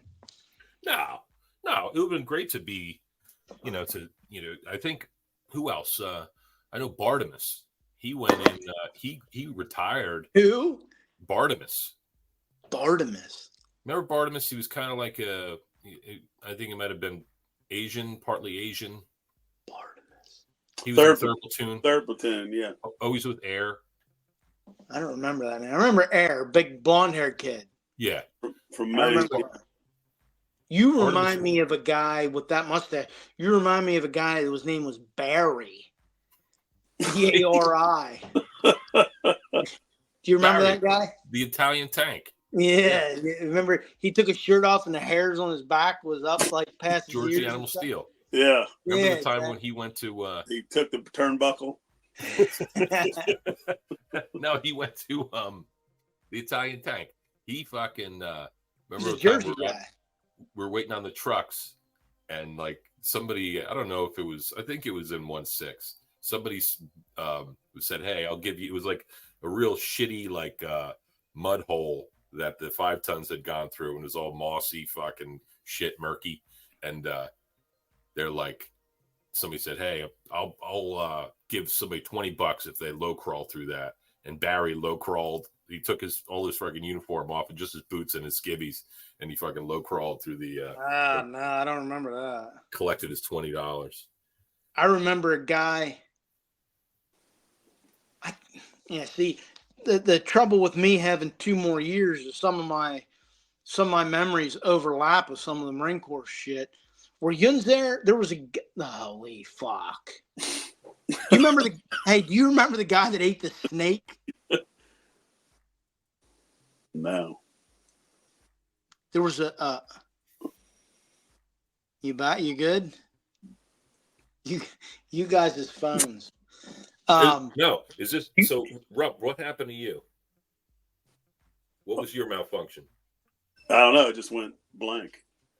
I think you did that so I would be yelled at too instead of just you. I think it was Do you remember Aaron, the guy that ate the snake? That was Allison. Allison did? It was like was a salamander. garter snake, like 6-8 inches long. So it was like that long? Allison would. I think I do remember that. No, he wasn't our platoon. It was like some real countrified dude from like he had a weird name like Pop or something like that. Oh, Pop was he was third platoon, right? Like a crazy country dude, like a real like talk just like that right there. He was from Kentucky. Yeah. He was I think he went over to stay at some point. Pop didn't he? I think he went over to stay. He ate a snake, a live snake. Remember that kid? What the fuck's his name? He was in. This is in SOI or MCT. His name was Parent, and he was from Boston or something like that. I remember he had taken one of those cigarette cases, that white cigarette case, and he found a couple black widow spiders, and he put them in there, and he stuck his stupid face in there, and it bit him on the lip, and his whole fucking face blew up. I don't remember that. Sounds like a Marine. Yeah. Remember in France fighting the scorpions? Oh my God. Yeah, you remember the little red one killed that humongous black one. We put him in a cover. We put him in there thinking like, that little red one killed that black one in like 10 seconds. Oh yeah, it was weird because they were like under every rock. Yeah, they would be like scurrying around. Hey, how about that in France? Talk about that. Kind of sucked. I mean, I didn't go out in the field there. I think I was sick or something like that. But do you have mono? I had a terrible fucking illness, bro. And you always had something going. Yeah, like didn't you have like AIDS or something back then? Like, you always had something. Laying on your side with your hands between your legs, snoring back there in that birthing area in the bottom bunk. Yeah. Creepy. I was terribly sick there, dude. I don't know what the fuck that was, but I remember in France. Remember the French guy that we were at that bar, and everybody was waiting in line for the payphone, and the little French guy came out and he pulled a knife. And he wanted on the phone. He kicked that seal in the face. Yeah, I remember that. I was the one on the phone. You were? Yeah. He kept knocking on it, and I was he knocked on the window because he said, like, "What the fuck do you want?" Yeah, I remember that. And then I come out, and like some dude from Recon was like slapping him around or something. I was like, "Fuck, dude!" I remember drinking. I got so fucking sick there, man. A plastic jug, like a gallon jug of wine or something, and being sick for like hungover for like 2 fucking days, man. Swearing, now I'll never fucking drink again. Then 2 days later, when you feel good, you're like, "Oh yeah, we're good." Oh, a lot of that. Yeah, an awful lot of that. You remember when we got, and I think it was Aaron. You sounds like some goofy shit you would be into. Turned us on to when we were in Okie. I think it was a site or something called Hornsby's. Hornsby's. Fucking drank it on New Year's Eve and passed out and slept under that pavilion by like 8 o'clock. Never made New Year. We were fucking trashed at 8 o'clock at night. Remember champagne? Was it champagne? No, it was like it had like a picture of a rhinoceros or something on the front of it. So the story about that is, I tried that. I when remember when Barry came over to the platoon? I think it was the platoon sergeant, and then he introduced us to the marina, and I met a girl out there. The bartender had a little romance with her for pre Okinawa, but they had a draft on like Hornsby's on draft, and it was like a fucking cider. It was like 6%, and so I would drink that at the bar, and then when I left that bar, you know, it was one of these moments where we're sitting in the car. I got my sea bags in there and shit, and she said, you know, I was about to say something like, you know, will you wait for me or something like that? And we both kind of knew, like, okay, you know, give her a kiss on the cheek, and off I went. But so there was a big rhinoceros on the wall in the marina, and she mailed it to me, and it fucking busted into a million pieces.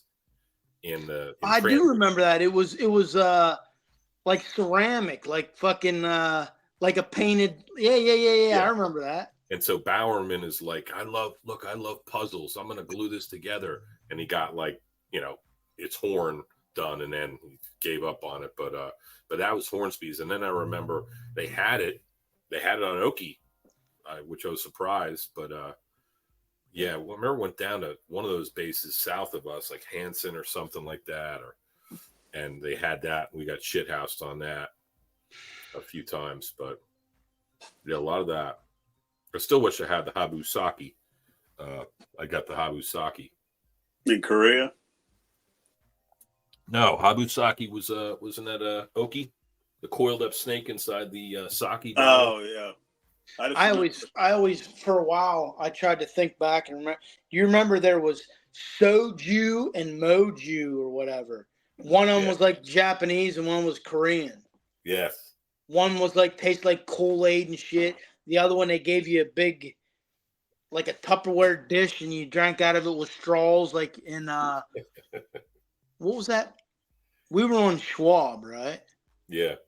What was the town outside of Schwab? Kinville? Kinville or something like that? Yeah. I think that's what it is, yeah. Fuck, I remember back then they said a case of 12-ounce Budweisers were $120 American off base back then. Really? Wow. Jesus. That wasn't bad. You know, as a deployments guy, that was pretty cool deployment. Yeah, it wasn't bad. Australia. Yeah. That was phenomenal, Australia. You guys, I won't say it. Never mind. I lived with Skinner. Skinner and I lived together in Oki. They fucking smoke all night in the room. I was with Stills. Remember Stills? Stills. I remember that name, but I can't picture the face. He was my assistant in the armory. Yes. The guy from Tennessee. I remember him. Yeah. Yeah, that's who I was with. I was going to talk about Australia. Do you remember the turd incident? No. You guys don't remember that? Mm-mm. Remember we were out in the field in Australia, and the barracks we were living in had those bathrooms. Well, I'm like walking by there, and there's a group of guys in one of the stalls. There's like 7 or 8 guys. They're just staring at there. And they're like, "Ron, come over here. You got to see this," you know. And I had to see it. And so I go over. There's a turd. I shit you not, like that long. It's like 7 pop cans stacked on each other. It's like a shark coming out of the water. Oh, it's terrible. You know? And everybody's accusing everybody of it. You did it. You did it. This went on for a long time. I can't believe you guys don't remember that. I don't remember that. Yeah, well, it was bad. And like, finally, somebody like a couple months later admitted to me who did it. You know, but it was bad, man. I mean, and all these Marines, there was like 30 Marines would come up and look at it. It's staying there for like 3 days. You know, like people were taking pictures of it. You know? Hey, how about when what happened? Was Robinson? He was a cool dude. Remember, he was a cool dude. Glasses, little mustache. He had a little regulation mustache on ship. He got flown. This fucking guy. He came down with type 1 diabetes. You lost video, buddy. Your screen's all black. Yeah, he was from like Hickory. Yeah, he was from North Carolina. He lived right above me because I was the one that told him, you need to go to motherfucking medical, man, because I was laying down underneath him. I was telling him when you were sleeping again or whatever it is you do. Robinson he lived above me. We were in the back there in the birthing area. Right. And I was reading on it was like a Sunday and we didn't have anything to do. So I remember I read a whole Dean Koontz book called either the Fun House or the Carnivore or something. It was about this girl that had this baby that was a monster. But anyway, I read it and he was up above me and the beds were shaking. I thought he was fucking jerking off. I didn't say anything, whatever. Get it in. That was ciphered.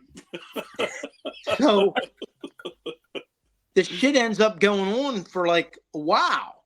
And then I remember I laid down in my bunk back there because underneath me was storage. There was nobody underneath me on a bunk. I remember that spot. You remember that we had our hanging bags and shit underneath. So you were all the way in the back to the right. All the way in the back on the right. And it was me and then Robinson. And there was only 2 bunks there. Well, I laid down in bed, and those mattresses it was just a cloth mattress. It was like fucking inmate's kit or something back in the day.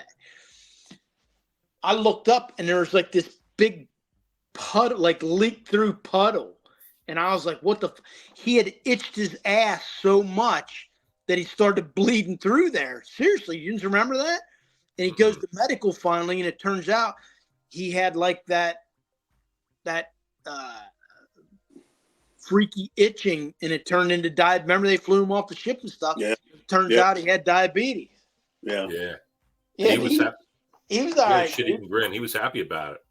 Oh yeah, he didn't care. Matter of fact, when he got flown out of there, I was like, man, I wish I'd catch diabetes. Lucky son of a bitch. God damn. Yeah. Those guys get all the luck. Yeah, you got MS, you lucky motherfucker. Yeah. God forbid. What the fuck? Yeah, he got caught smacking it when we were in Morocco. Yeah.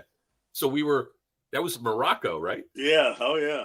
I remember, and this what triggered this thought process is that there was a cat hole. I remember there was a cat hole regulation that the corpsman dug or whatever, and it had a chem light. It was marked with a chem light, and it was overflowing. And so he went to go in the middle of the night. His story was that he went in the middle of the night to take a shit, and he's like, I ain't fucking going there. So he went off into this cave or this little gully, and while he's back there, he decided to jerk his gherkin. The little Moroccan kids found him, and they were making fun of him, walking him behind him back to the fucking water. Yeah, they were going. I don't remember that. It kind of looked like this. My background here. That was Morocco. Shithole. Yeah. And then Corporal D and fucking Morocco Corporal D. Oh yeah. By the way, Eric brought it up earlier. When I was an instructor at MCT, I ran into one Willie Jean Whitehurst. Yes. I was a sergeant at the time, and he was like a fucking PFC. And what'd he say? He was an instructor. They changed it when we went. It was line training. Yeah. Back years ago, they changed it over to they started incorporating what would now become known as jiu-jitsu type based training. But back then it was training a little more in, most fights end up on the ground. So let's train. So they started doing that. He was an instructor. They were still letting him. I might even be lying, man. He might have been a fucking buck ass private. Yeah. He might have had nothing, but they were letting him finish it out or something. Like he lost all of his rank, but he was. I forget the story, man. But I went and seen him because my cousin Justin actually. And I think my cousin ended up getting out as a gunny, but he was right before I got out, he was a PFC getting ready to come through he was coming through MCT because he was a MP or some shit. But anyway, I went looking for him, and over by the barracks he was in, I had heard Whitehurst was there, so I went and found old Willie as a fucking private.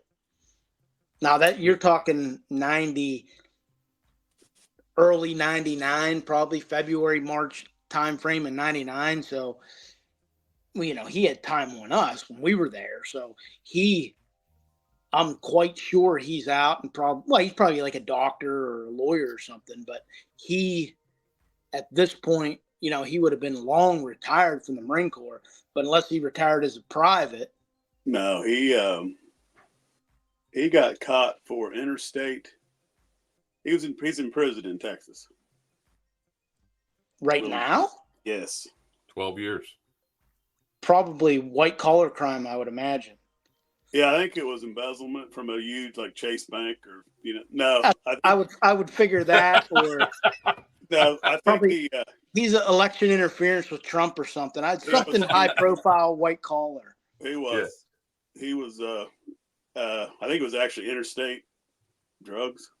Money laundering, yeah. You guys are serious? He's in jail for 12 years right now?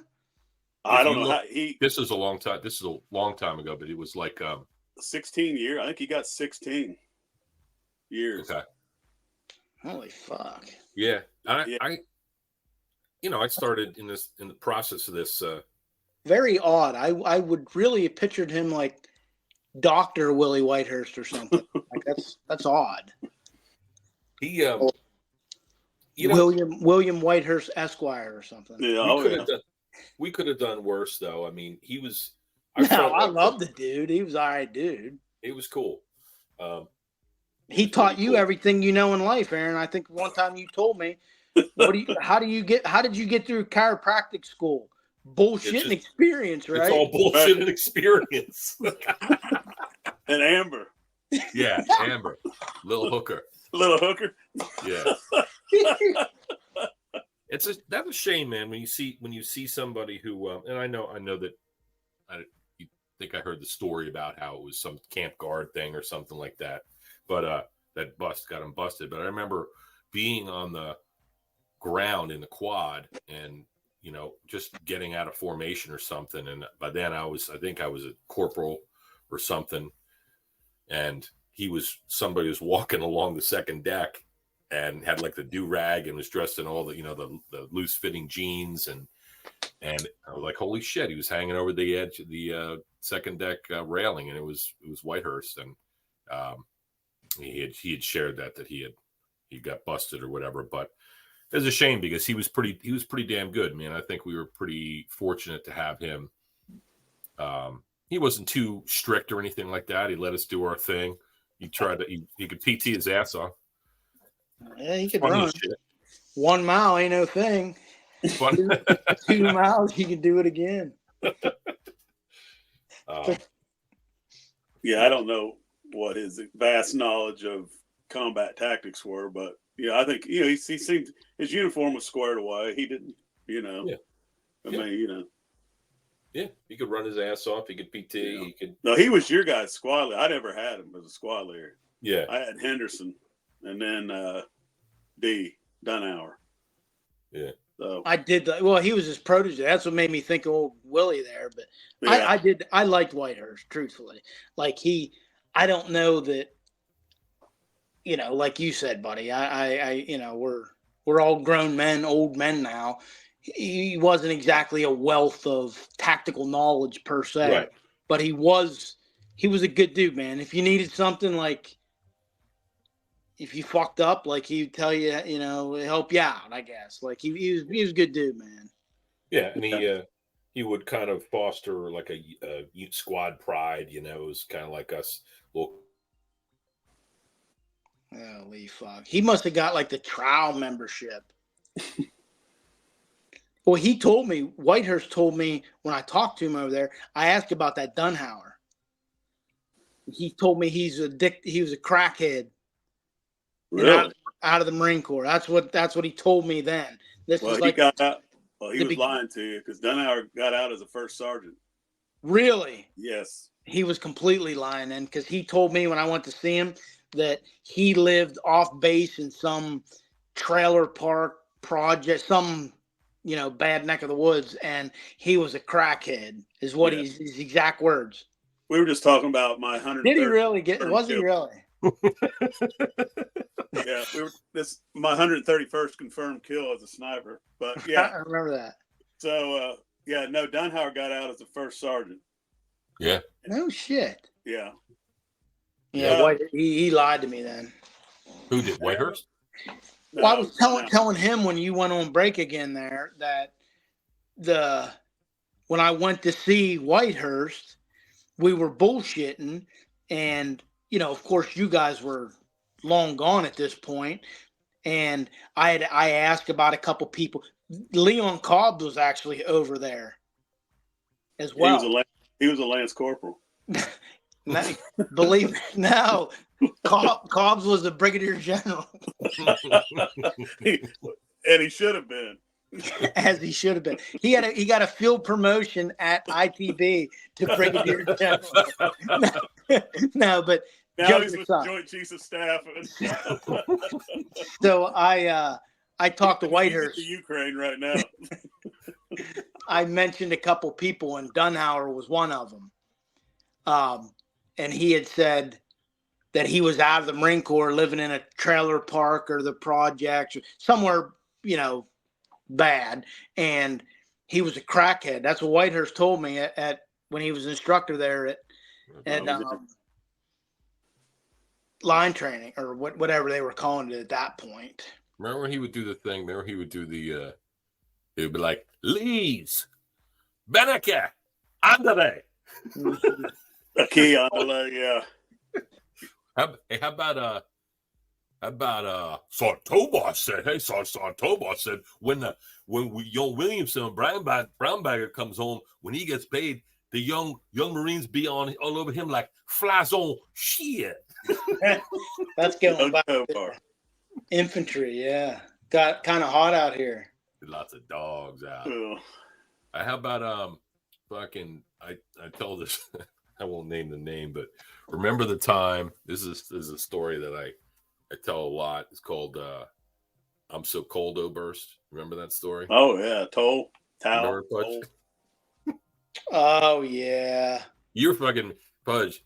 You love you, especially since you're so furry and cute. I was not that nice of an individual. I remember. So what happened was, for the listener, we were out in the field. The trucks didn't come. We were unprepared with no sleeping bags or anything. Just had like ponchos. So we shivered and got under our ponchos and somehow stayed alive. And there was a guy to my side that was teeth chattering and almost hypothermic, it seemed. And he was needing help. So I spooned him.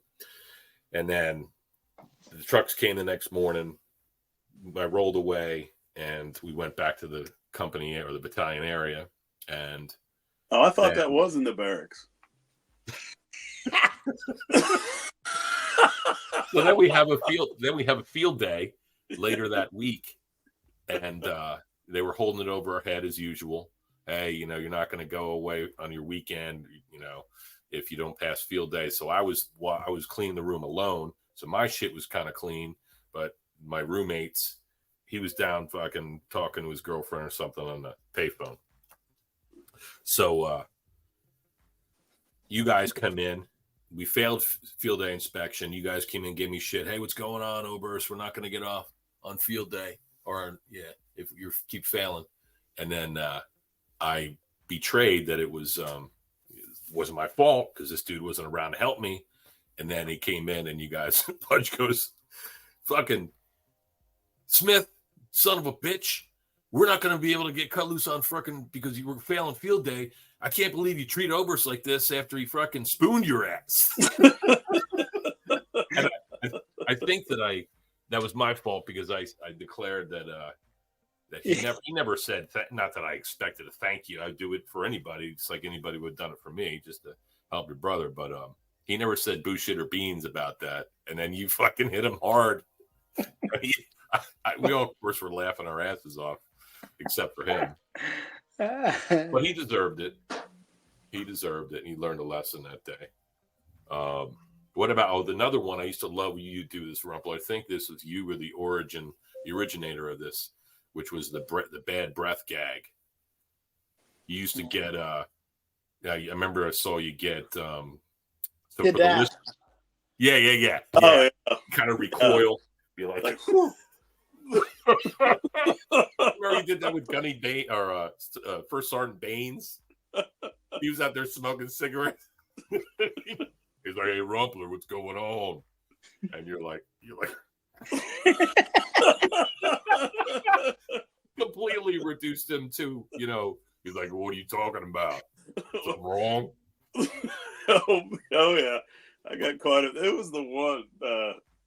God, it's funny. I was still doing that when I got out. Oh yeah, it's a good one.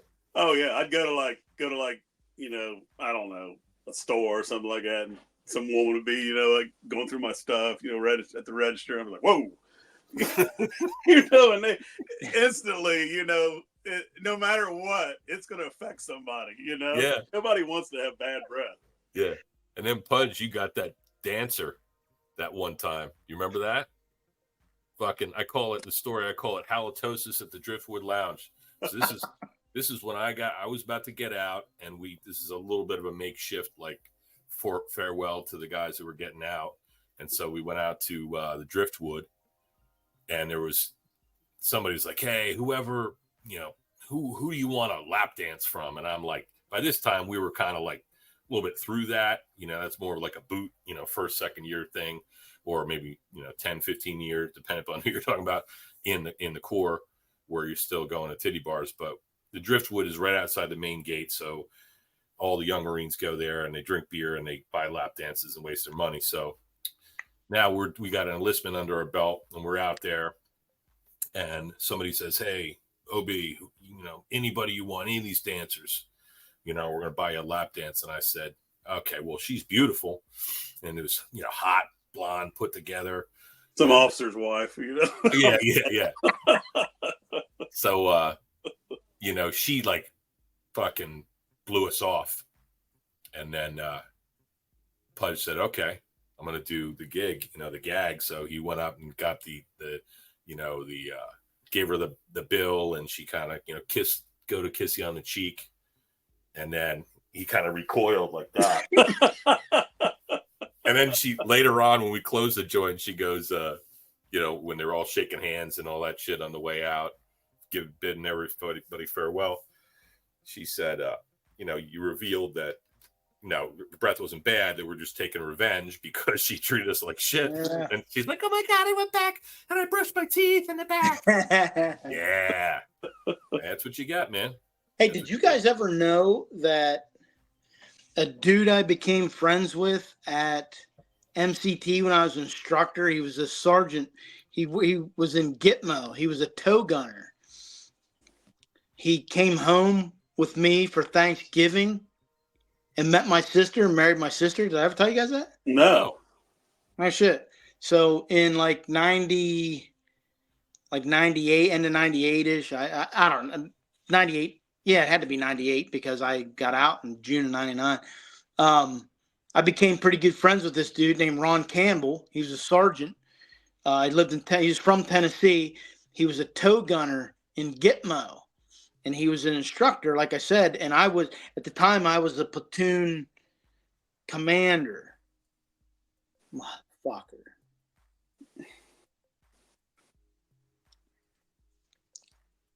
I guess we'll wait on him.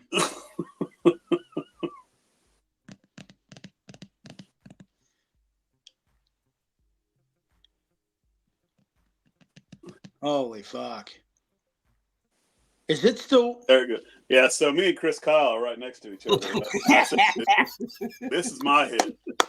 Back the fuck off. Boom, 200. All right, go ahead, Platoon commander. He came into MCT as an instructor. He was a squad leader, an instructor under me. I was the platoon commander. He was we became pretty good friends. And he had went through a divorce, and it was Thanksgiving, and he wasn't going to Tennessee or something. I said, "Dude, you can go to come up to Pennsylvania with me. Like, I don't give a fuck.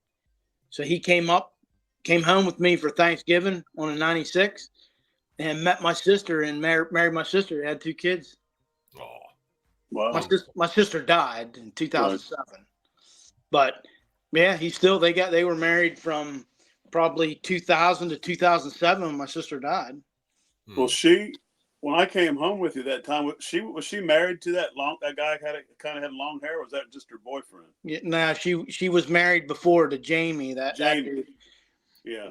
Then they got divorced. Then a few years later, he came home. They got married. She moved down to Tennessee. He got out of the Marine Corps in like 2000, end of 99, whatever it was. And did she have kids with the first guy or just? No. She had 2 kids with Campbell, the Marine, and her second kid's they said that breast cancer came, but that's a different story. But anyway, yeah. So that's a kind of a fun fact.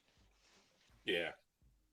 Aaron, what's the with this podcast? What is it that like you're doing with it? Like, is this for like your classes, or is this just as far as? So I'm not entirely sure, man. All I can say is I really enjoy it.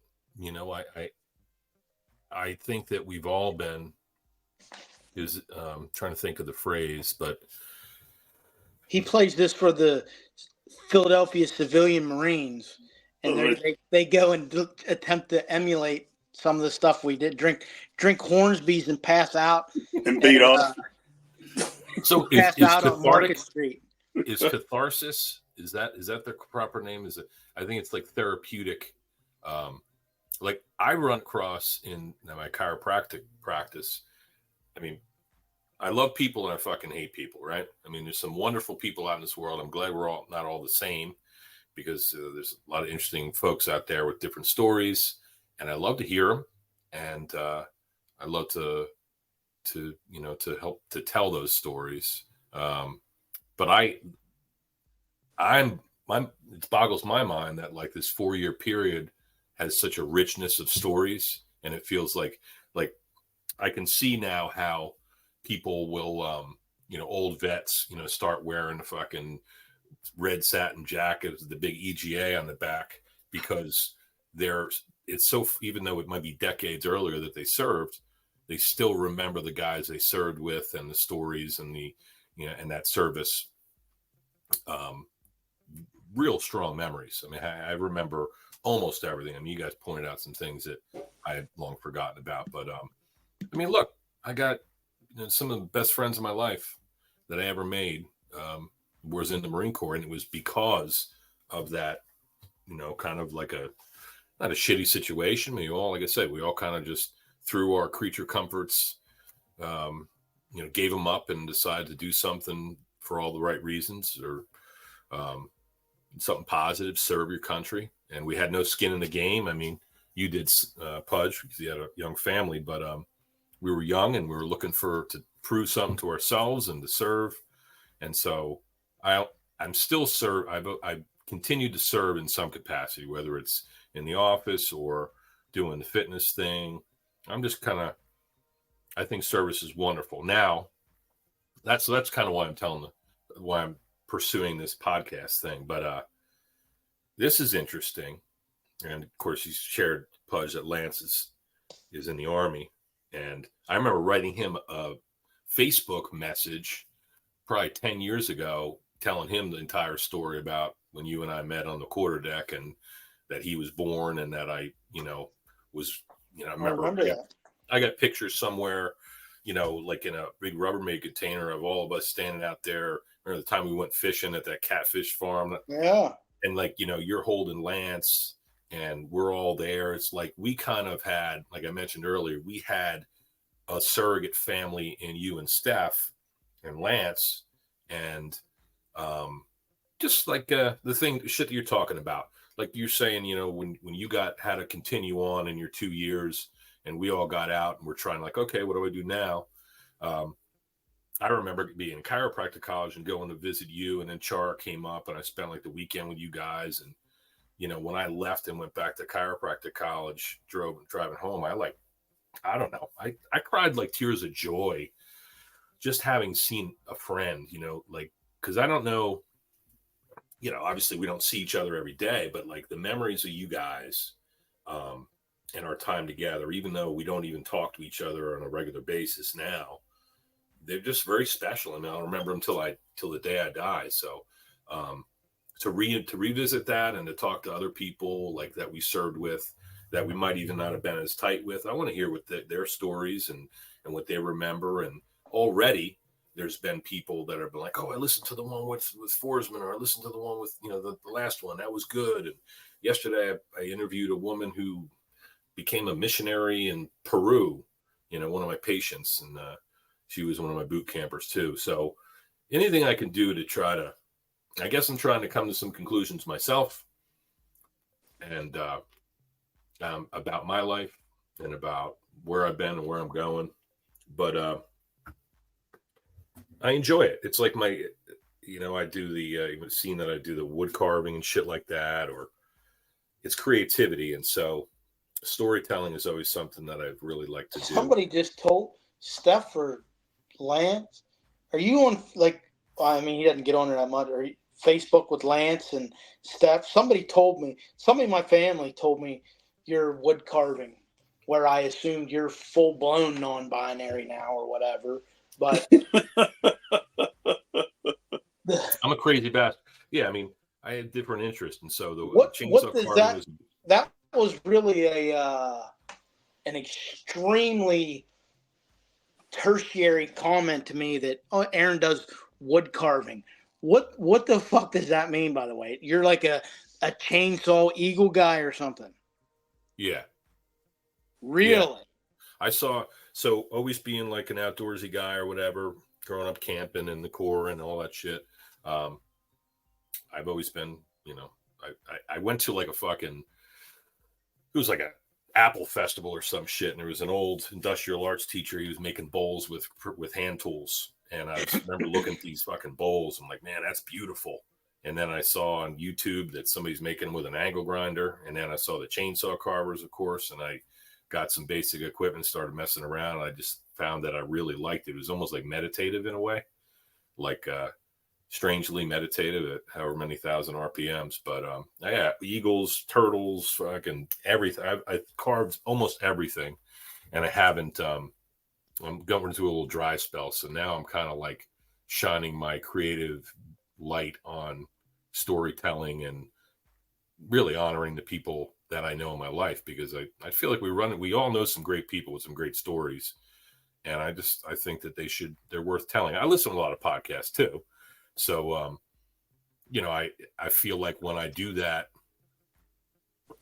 it like sets my day in the right path, And so when I talk to you guys, or when I did the Forsman podcast, I mean, like, fuck, this guy's got a million stories, crazy bastard, all that shit. So I knew that was going to be gold, and that it's just crazy to me. Did he freeze now? I think so.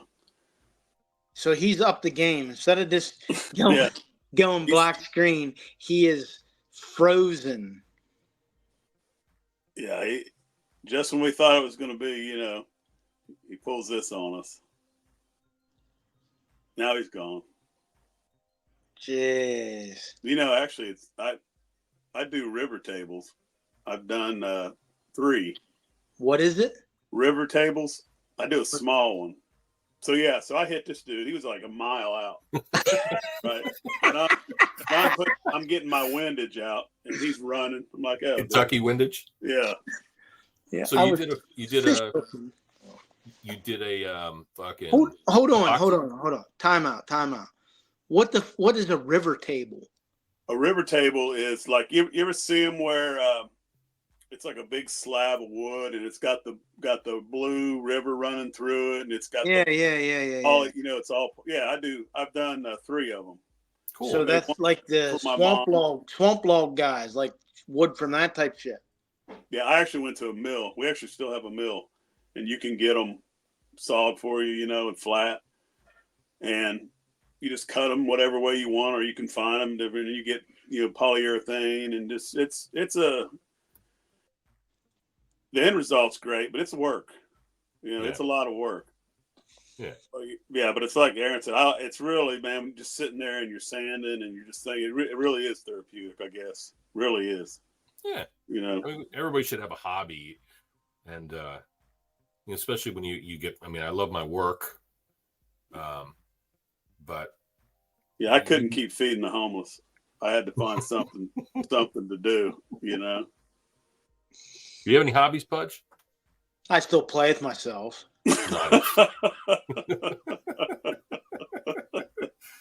No, honestly, not really. Well, you said darts, right? Yeah, we were not talked in at 50 years old, but they ask us, they need some extra people. We go into the American Legion here. Pretty cheap food. It's for veterans. Nice place. Quiet. Are you still in Port Matilda? Yep. Yep. Anyway, we talked us into a dart league. Very little time for it was tough. Like Noah, my youngest boy, he played baseball 10 months a year doing something. So there were very little time. Probably the most recent hobby, and I didn't even get to do it because I changed jobs here last year. Or the end of 22, I changed different positions, not jobs. I got into fly fishing and threw myself into it, pretty hard. Not that I'm by any means expert, but, much like if I start a little thing, like when I went to archery hunting or something, I shut everything else off and I threw everything in. I haven't reused a regular fishing rod since 2021 or something like that. So like hobby, I guess that's a hobby, but no, like building stuff or something like that. No, not really. I still try to lift weights 3 or 4 times a week. We have 2 goofy dogs. We have a Mastiff and a German Shepherd. Try to walk a lot and do stuff like that. It's just Steph and I are empty nesters now, so camping and stuff like that. But as far as like building something or doing something like a wood shop or something, not really. No. Yeah, hobbies. That's good about the dart, being in a dart league and stuff like that. That gets you out away from technology, I think. I went to Upper Peninsula, Michigan, a couple years ago. It's kind of off the subject, but I don't know if you guys have ever been up there. It's I have beautiful. not. It's like 50 years ago. I mean, I'm telling you. And we go to this place, this restaurant kind of bar thing. There's nothing else around. I mean, you're driving through like wood, forest, and then this bar just pops out of there, and it's packed. So we go in there and we're eating, and everybody's coming in there, and they're carrying these bags, horseshoes. I don't know anybody plays horseshoes anymore, ever. But they had tournaments going on. Everybody had their own. Everybody plays cornhole or something like that. But like I said, this is but they all met on Saturday. Everybody in the area, and they went in there and they played horseshoes and they drank, had a great time, Yeah. But it was like something that reminds you of the 70s or 60s. Yeah. And it's good. It's good that they did that. Yeah. Something that I think I text messaged Pudge a couple times on the way out, because every summer for probably the last 5 years at least, my wife's got family out in Holland, Michigan, which is it's like on the east coast of the lake. But I'll tell you what, man, it's fucking awesome out there. I mean, I always grew up on the eastern seaboard. Holland, Michigan, obviously it's Dutch heritage. Everybody's so fucking nice. We're out on a lake, fishing, water sports, hanging out. It's just my frequencies. But I've never been to the Upper Peninsula. I hear that's awesome. Yeah, it's great. Travel. Yeah, to see other people or whatever. Because I take 80 right out, Pudge. I remember talking to you at one point, and you're like, "Yeah, we're stone's throw from there," or something like that. Or I'd stop at some rest area or some shit. 15 miles up the road or whatever. Yeah, but it's pretty nice out there. out yonder there. Where you still outside of Cincinnati there? Yeah, I'm still Somerville, Oxford, Somerville area. Oxford. Yeah. Okay. Cool. Yeah, I guess you don't go far from where you're born. I don't. Our family doesn't. Yeah. That's fine. That's one of the things that a goal of mine, and we'll close out with this because we've been at it for 2.5 hours there. I'd love every minute of it. But I just booked a trip because same shit like you're saying, Pudge. My kid Sam is 16. He just got his license. He's doing well. Lily is 15, and she was like, they were in football and cheer. She was like one of these like almost like a professional cheer sport. So that was like the fucking pace with that and the travel. We haven't had a moment in edgewise. So now they're kind of moving out of that phase, and I've made a pledge to myself to kind of travel within America a little bit more, and like I want to do active shit. So I just booked a trip to Zion National Park in Utah, which I've heard awesome things about. That's going to be in October, and it's like Red Rock Canyons, hiking, shit like that. Going to do a 5-day trip with my cousin. So maybe we could look at something, even if we just meet on mutual turf or get together in some capacity going forward, especially since we're all got to be within 10 hours from one another. I'm the furthest. I think it takes me like 6 hours to get out to you, Pudge, something like that. And then Rumpler, you're probably another 2 or 4 hours. But I think it was 8 hours for me to get to Philly that time. Yeah. And thanks for coming for that. Now, Pudge, so I remember texting you when we were doing that sort of shit. I guess I don't know for how many years we did that. It was pretty cool. It got a little bit old because one of the things that I think is pretty common with old military buddies is that you naturally revert to back in the day. Like you only know each other on the basis of drinking beer and acting like fools. So because we were kind of like I said, I throttled back with that a long time ago, and now like almost completely. So I don't find that. I don't want to do that anymore, But Drink? Yeah. Yeah, dude, I haven't drunk. I'll bet you, no exaggeration, I haven't been drunk in 10 years, probably.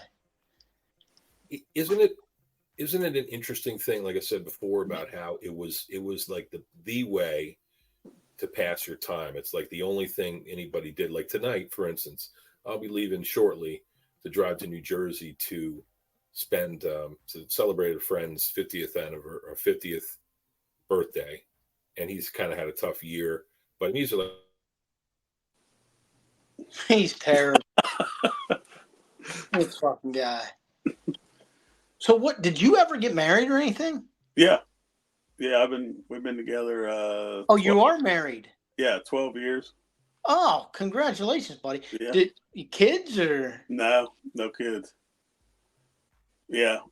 So yeah, when he was crawling, you threw one of them old pineapple grenades? Oh yeah, I ran out of shells. I ran out of rounds.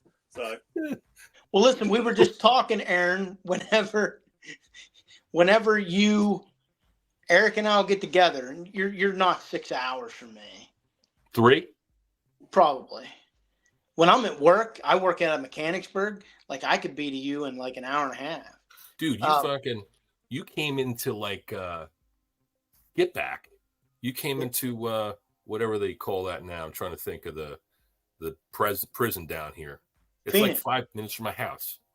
Phoenix? What is it called? SCI Phoenix? I think so. Yeah, I used to get down there and inspect it all the time.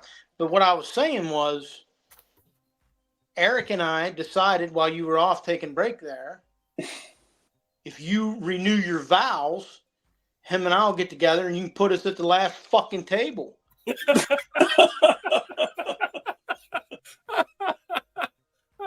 I didn't want to say it, but we were like the fourth fourth podcast was us, dude. Yeah. You know, get salty. dude. Pudge got salty about a couple of things. I didn't You're known even to get think salty. of that. Yeah, Makes sense.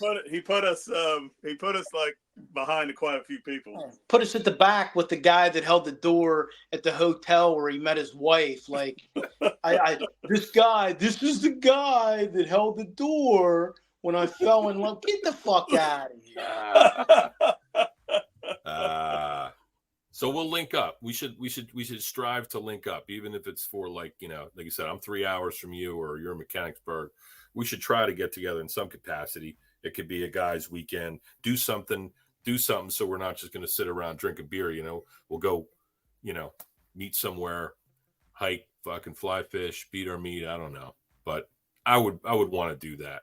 But that's that's something to think about going forward. So listen, man. Did we cover everything you wanted to cover or talk about? Yeah, man, I got a whole MRE list of stuff on there. Like, I feel that we didn't do. We just told a bunch of bullshit. No, a bunch of bullshit is really what I knew that this wasn't going to be hard. So I don't have any hard list. I just wanted to make sure that there's something to banter on about. But we never struggled for that. I knew we wouldn't. So no, it's all good, man. And this will just be the first one or whatever. I want to go back to the tape, make sure that this recorded fully, edit it, and I appreciate you guys' time, man. We'll do it again. This is the first time using this StreamYard. So clearly, despite listen, this is not operator. This is not the dope behind the weapon. This is the dope on the weapon. Right. We wouldn't fucking gears let me down here, but it's still recording, so we're like 2 hours and 17 fucking minutes in. So I trust that it's going to splice it together. And if it doesn't, I'm going to fucking ask for my money. All the times that you were gone, he's probably got an hour worth, right?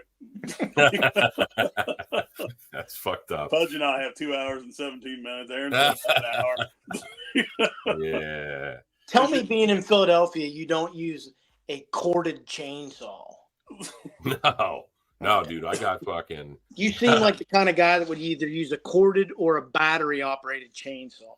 So here's what I got. I got a big freaking. I like Huskies. Steels, obviously. I got one of those. I do have a steel battery saw, which is like for detail, but that's got the little freaking dime tip on it. And then I've got a big Husky, medium sized Husky, and I got a couple dime tip, smaller detail saws, angle grinders, all kinds of tools. So I just lack the time to really do it right now, but I love it. And I made pretty decent, I sold a couple, did a couple carvings for $1,000, $2,000. I was doing pretty good at it. So, so to recap, chiropractor, drill instructor, platoon commander or whatever, chainsaw carver. You once painted a picture and sent it to me of me and Lance holding Lance as a baby. Really? You don't remember that? Do you still possess it?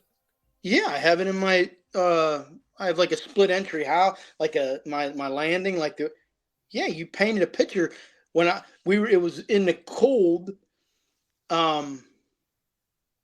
You weren't married at the time. You were dating a girl. I can't remember. Real tan. It was an old girlfriend. It was a long time ago. You know what I mean? Yeah. She was down, and me and you and her and Steph and Lance was a baby. We went for a ride to like Ocean Isle Beach or something. It was fucking cold. It was like November or something. So we're wearing like sweatshirts and shit like that. But I got a picture of me holding him like that. You were on the pier. Yeah, you painted it and sent it to me. I want to see it. I would love to see it. Yeah, dude, I love art. I love shit like that. I found that sort of. Do you remember painting that picture of me holding my pecker? Do you remember that? I'll send it to you. I seen the picture on the Megan's Law website. I seen the picture. I didn't know where it came from. What are we missing, man? Is there anything before we get on there? I have been meaning to ask you. Tom's River, that's not a big town, right? Now it is. I mean, that's where I'm heading soon. That's He's that's going to Tennessee. Lacey Township. Lacey, Do you know Scott Bald Frazier? Eagle area. Did you know Scott Frazier, the baseball player? No. He's from Toms River. He went to Lacey. Well, they did. He played for the Reds, then the Yankees. No. I know who that is. Yeah. Little League Hall I didn't of know Fame. that. Little League World Series. That was one of our claims to fame. That and Prom Mom. He was in the Little League World Series. Oh, really? Matter of fact, yes. Really? And you remember Prom Mom? She delivered her child in the fucking prom and threw it in the trash. I do remember that story. That was from my town. That's threw in a dumpster or something. They found a baby. Yeah, I remember that. Yeah, it's very, very proud. Right before the New Jersey Devil and the Pine Barrens got it. Yeah. They had a skit on Saturday Night Live years ago. It was about there's a New Jersey, like a game show, and Bon Jovi was on it. It was you got to Google it. So it was actually pretty funny, man. Yeah. I always say if I got to grow up in New Jersey, Lacey Township was the place to be. I mean, we had frickin' the bay, all the creeks, the pines. It is pretty impressive. Little known fact, and I read this during the COVID cuties. I started reading some books about my hometown and that Pine Barren area. One of the largest freshwater aquifers is within the Pine Barrens. Pretty substantial. I forget how many, fucking cubic liters or whatever the fuck it is, what volume it was. But so there's a lot of richness about that area. The Garden State. America Presley used to say, "Oh, Bursch, you ain't from that garden. You ain't from the Garden State. You're from the trash state, son." So think about the colorful characters we know, from the drill instructors to the MCT, SOY, fucking the fleet, all those guys that came and went. And, so I think it's helpful to recollect. And have you ever been to Pudge's area? I went and visited him a couple times. Yeah. Beautiful. Yeah. I never dreamed that it's so wilderness there. Like you got Pittsburgh and you got Philly, and then in everything between it's like, Yeah. Listen to this story, man. I'll tell you if I don't get fucking cut off here. So I was going through that area that read about where the sign says entering the PA wilds as I'm heading out to Route 80 to fucking. He almost knew that he was going to get cut off. He called it. He did it on purpose. He must have seen it coming or something. Who was that guy that he came in with? Zelensky? Remember him? I didn't bring it up on there when I was filming. I remember a dude from I can't remember who he came with, but okay, we're recording. I was telling him I remember a dude. He brought up somebody named Zelensky. And that's your buddy? Yeah. You came in with him, right? Yeah. So, you remember John Zaleski? Zaleski. I remember that name. Yeah. So Pudge, I'm glad you mentioned that. So, so John Z and I were like, he was within the crew that I'm going to celebrate this guy's birthday. So, we grew up in the Jersey Shore, fucking surfing and drinking beer. And Z went in, he was in 2080, and he went to, he was an air traffic controller. He fucking hated it. He fucking hated it. Hi, young lady. How are you? Hello. Good. How are you guys? Good to see you, Steph. He's been married for 12 years, Eric. No way. How about that? Laura, Wow. right? Yeah. Congratulations. To a girl. I wouldn't think anything else. Yeah. It's good to see you, guys. Steph. Good to see you, friend. So, John Z, we knew each other since like 5th or 6th grade. He fucking went air traffic controller, hated it. We went grunt. Loved it. So, he fucking came back and he just couldn't keep, he drank, he found himself in the bottle. He's dead. He drank himself to death a couple years ago. So, Wow. So that sucks, because he was a real good dude, but that was a demon that he couldn't. Well, maybe I'm thinking of somebody else. I thought he was a machine gunner with us with 1-6. That might not have been Char that was said about. That might have been that Smith. Forsman said it about that Sergeant Smith. Boss man. Spit coming out his mouth and shit coming out his ass. Forsman said that? He said that about that. You remember that Sergeant Smith? That boss man. The old boss man. Yeah. Him. I could tell you some stories about me and him. Well, you talk about a guy who trouble follows everywhere. Yeah, he had bad luck. Like I remember. Bad. Yeah, he was the guy, like, during a hurricane, like a fucking tree would blow down and hit his vehicle or shit like that. Oh, yeah. He talked to me in Spraggins. I'll do it real quick. He talked to me in Spraggins. Remember freaking Spraggins? Spraggins. He used me for a reference. Well, he's a sheriff in California. Yeah. Mm-hmm. Well, boss man talked me and him into going fishing with him, right? So he said, "Hey guys," he said, "I got to stop off real quick." So we stop off that Air Force base not far from Lejeune. And me and Spraggins are in his Jeep. We're just sitting there, and I'm watching him. He's bringing his kid, his little boy, present. He's going to see his ex-wife. And so I'm kind of looking over there. I'm watching him walk up to the house there, base housing. He knocks on the door. This woman comes out. You can see this. And he's just like, going like that. And she's like, "Get out of here, blah, blah, blah." Next thing I know, these like 6 Air Force cops, man, pull up in front of us screaming, "Get the fuck out of the car. Get out of the car. Get out of the car." They got their guns drawn. M9s. I can remember that. We're laying on the ground, they're kicking our feet out and everything like that. And I guess he had a restraining order on him. He wasn't even allowed to. It was fucked up. He just wanted to give his kid a present. But yeah. So, we get that cleared up. So we ended up going fishing that day. We still ended up going. So we're on this boat. He rents this boat. We're out in this channel somewhere. There's alligator signs all over the place. And I'm kind of looking down. We're about ready to throw our rods out. And I'm looking down, and the boat has like this much water in it. There's a hole in it. We're right in the middle of this. And I'm like, "You got to be fucking kidding me, man." So he couldn't get the boat. He's like, "God damn, I can't get this thing started." He's trying to pump the, Oh, no. And he's like, "Guys, start bailing." So me and Spraggins are bailing. Finally he gets it started. But that was every time I'd go somewhere. It was just something. That guy, man. That poor guy.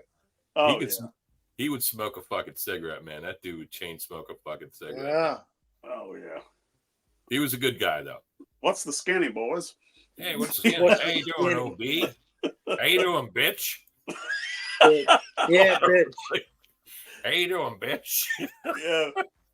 But Zen's, I remember Marchbanks comes in that field, and I remember Leaves is in your squad. You also tussled with Leaves a couple times in the Amtrak. Remember, like fucking pounded him. Remember, he grabbed me around the waist, and I got caught up in that fucking all that gear, and I couldn't fucking. I was like, "Motherfucker!" And you pulled him off of me so I could fucking get up, and I just started fucking drilling him. And Whitehurst was sitting there going, "Not in the face, not otherwise." He didn't care. Remember, that's all he said. Not in the face. Jesus Christ, those things, I'll tell you, when I look at that thing behind me there and I think about all the time we spent in that stupid ass shit, how the hell we lived through that, Listen, dude, I was when we first did it, that fucking splashing shit. Yeah. I was physically fucking scared, like worried. Like, I remember talking to him. Remember that goofy motherfucker that was like their platoon commander, or he was a staff sergeant or a gunny. He had like a vest on. He only had shit put in a vest. Yeah. He stood up on top of them. Do you remember that? Like the track commander guy? Yeah. I remember like talking to him. I was like, what happens if this thing goes underwater? Like if it doesn't fucking, when you go out the back, like what do you do? We were never worried. You remember, it was always the black dudes that was worried about fucking couldn't swim and shit. I didn't give a fuck about the swimming. I just wasn't trying to sink 1.5 miles to the bottom of the fucking ocean. No. Yeah, especially when the hatches were closed. That fucking steel coffin. That's what I mean. You're in there and it's dark. I mean, I was thinking about it the other day as I was preparing, to have some of these conversations. They had like a low light in there. They had like a cage around it, maybe like a yellow or orange light. And there was just the fucking one track guy in the back. He would sit by the door and take orders. And we were so fucking miserable in there. I thought about it in terms of like doing your business. I mean, obviously you piss into a bottle, but like I remember couple times guys had to take a shit or something like that. Gunny, the dude in charge of weapons company, Gunny, he shit in a bucket and they made him clean. Yeah, that's the guy Aaron's talking about on Heartbreak Ridge. He was like a PFC or something back then. Oh, really? That you see him like marching. Light-skinned guy with the fucking long, skinny neck. Yeah, he shit in a bucket. We were doing maneuver and he shit in a bucket in the track, and like some Lance Corporal that was in charge was like, dude, you gotta clean that bucket up. Yeah. Get it out of here. I remember hearing about leave that. it in there. You know? Nasty motherfuckers. Yeah, no thanks for that shit. But I don't know if the other modes of transportation were any better. I just didn't like breathing all that diesel fuel and that diesel exhaust. Yeah. It was nasty. We could probably get something from the VA. We probably could. Yeah. You know what? You said that you joking, Pudge, but I know a lot of people who, they're talking about all their little, a couple guys